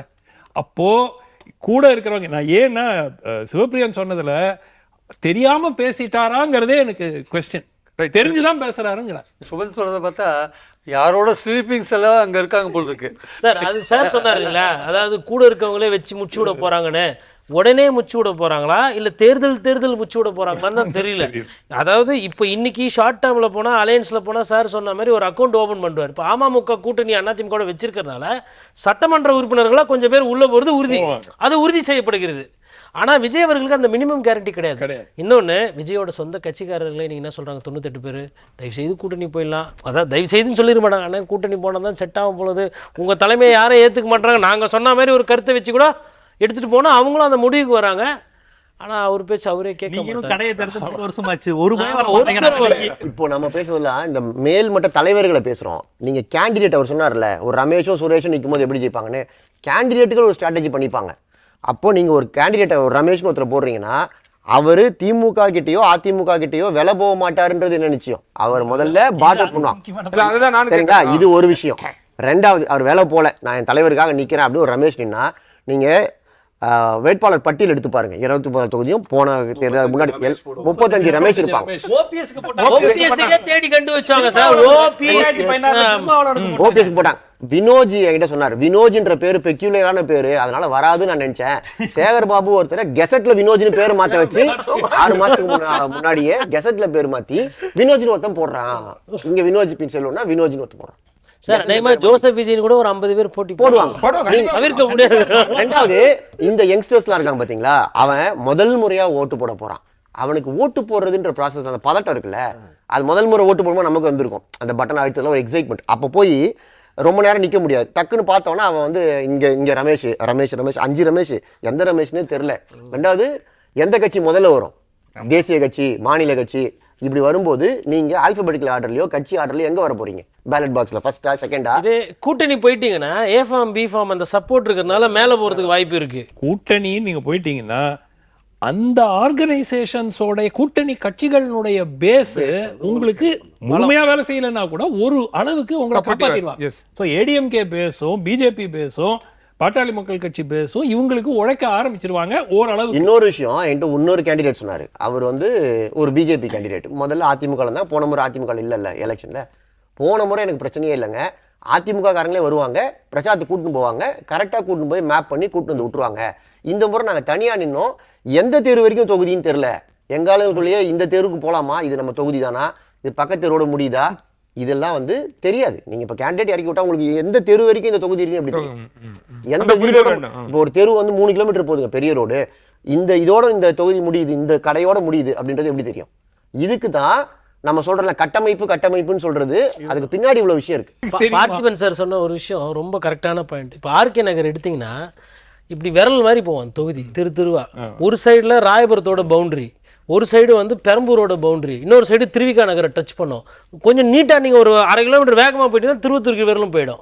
இப்போ விஜய் சாரோட கேண்டிடேட் தனியாக போய் நிற்கும் போது பக்கத்து தொகுதி நான் சொல்லுவேன், நான் என் தொகுதியில் வந்து அவர் ஓட்டு கேட்டுக்கிறாரு அப்படின்னு, அவர் தொகுதியிலே ஓட்டு யாருக்கு எந்த தெருவில் போய் நிற்கிறோன்னு தெரியாது. கட்சிக்காரனுக்கு தெரியும், திமுக அதிமுக. அதுதான் அவங்க கட்சிக்காரங்க இல்லையே, ரசிகர்கள் தானே, அதனால அவங்களுக்கு பிரச்சனை இல்லை. அதனால எல்லாரும் எல்லா தொகுதியிலும் ஓட்டு கேட்கலாம். அந்த ஒரு பெரிய மனப்பான்மை, ஏன்னா 234 தொகுதியில விஜய் தான் நிற்கிறாரு. பிசிலா ஜோசப் விஜய், ஆனா அவன் ஏதோ ஒரு ஜோசப் விஜய் கூட போட வாய்ப்பு இருக்கு. ஏன்னா விஜய் தான் அவனுக்கு முக்கியம். ஆமா, ஜோசப் விஜய் நிக்கிறாருப்பான்னு போட்டு இல்லங்க. விசில்ல கூட நீங்க விஜயகாந்த் நின்ன போது முரசு மாதிரியே கூட சின்னத்தை வச்சுட்டாங்க பக்கத்துலயே, அதே பேர் போட்டு கூட சின்னத்துல. பாதி பேர் முரசு எது கூட எதுன்னு தெரியாம கூடையில போட்டு வந்துட்டான் 400-500 ஓட்டை. சோ இந்த மாதிரி விசிலுக்கு நியர்பை ஏதாவது டிடிவி தினகரனுக்கு இதே மாதிரி சின்ன பிரச்சனையான போது அவன் வந்து பொலிட்டிசைஸ்டா இருந்தான். அவன் வந்து டிடிவி தினகரன் சுயேட்சை கிடையாது. ஆல்ரெடி ஏடிஎம்கேங்கிற அந்த ஹெரிட்டேஜ் இருந்ததுனால அந்த கட்சி தொண்டர்களுக்கு நீ குக்கர் கொடுத்தாலும் பரிசு பெட்டி கொடுத்தாலும் எத்தனை நம்பரா இருந்தாலும் போடக்கூடிய அந்த அரசியல் அந்த பொலிட்டிக்கல் வேலை இருந்தது. அதுதான் கட்சி பெரிய கட்சி கிடையாது. ஆனா அவருக்கு ஓட்டு போடணும்னு நினைச்சவனுக்கு அவன் ஏடிஎம்கேக்காரன். அவனுக்கு அந்த ஓட்டு போறதுனா என்ன, தில்லாலங்கடினா என்ன அவங்களே பண்ணிருப்பாங்க. எனக்கு தெரியும் 7ஆம் நம்பர் 8ஆம் நம்பர் சொல்லி 8ஆம் நம்பர் பண்றாங்க. கட்டமைப்பு நம்ம மறுபடியும் ஏன் வலியுறுத்துறோம் அப்படின்னா சொல்றோம், ஏன் பேசுறோம் அப்படின்னா பூத்துக்குள்ளே வேலை செய்கிற விஷயம் இருக்குது. பூத்தில் 4 பேர் இருப்பான், அதில் 2 பேர் ப்ராக்சியாக இருப்பான், சுயேட்சையாக அவன் திமுக தான் இருப்பான், ப்ராக்சி சுயேட்சைக்கு அவன் இதாக இருப்பான். வெளியில் ஒரு தெருவில் எந்த ஆள் ஓட்டு போடலை அப்படின்னு உள்ள இருக்கிறவனுக்கு தெரியும். 8ஆம் நம்பர் வீட்டில் ஒருத்தன் ஓட்டு போடல, கூட்டுன்னு வாடா அவன்ட்டு உள்ளேருந்து மெசேஜ் அனுப்புவான். அவன் உடனே கூப்பிட்டு வருவான். அங்கே யார் யார் ஓட்டு போடல, யார் யார் ஓட்டு, யார் செத்துருக்கான், செத்தவன் ஓட்டை எப்படி போடுறது, செத்தவனுக்கு மேலே யாரை கூப்பிட்டு வருது, இதெல்லாம் வந்து உள்ள இருக்கிறவங்க சொல்லி இருப்பான். வெளியில ஒவ்வொரு எலெக்ஷன் கட்டமைப்பு வந்து அதான் முக்கியம். ஆக்சுவலா அதுதான் ஓட்டா மாறுது. நீங்க என்னதான் மேடையில கத்தலாம், ஊர்வலம் போலாம், என்ன வேணா பண்ணலாம், கடைசி 2 நாள்ல செய்யற வேலை தான். சார் போலிங் டே அன்னைக்கு ஒரு சைலண்ட் கேம்பெயின் நடக்கும். காலங்காத்தால வீட்டுல வந்து சொல்லிட்டு போவாங்க. நீங்க அந்த போலிங் பூத்துக்கு போகும்போது அங்க அண்ணா பாத்துன அதெல்லாம் நடக்கும் சார். அதெல்லாம் தெரிஞ்சு நிக்கும் போது செய்ய சொல்லுவாங்கல்ல. அவ்வளவுதான். இதுவரைக்கும் பெரும்பாலான தேர்தல் களம் தமிழகத்தை பொறுத்த வரைக்கும் பெரும்பாலும் இருமுனை தேர்தலா பைப்போலாராவே இருந்தது. இந்த முறை 4 முனையா நீடிக்க போகிறதா அல்லது மும்முனையா முடிய போகுதா அப்படின்றத பொறுத்திருந்து பார்க்கலாம். விருந்தினர்கள் அனைவருக்கும் நன்றி. கல்யாணம் ஃபிக்ஸ் ஆயிடுச்சா? தமிழ் மேட்ரிமோனிக்கு தேங்க்ஸ் சொல்லணும். 26 வருஷத்துக்கு முன்னாடி இதே தமிழ் மேட்ரிமோனி மூலமா தான் இவ அம்மாக்கும் கல்யாணம் பண்ணேன். கல்யாணம்னாலே தமிழ் மேட்ரிமோனி தான். கோல்டு வின்னர் அம்மாக்களின் நம்பிக்கை.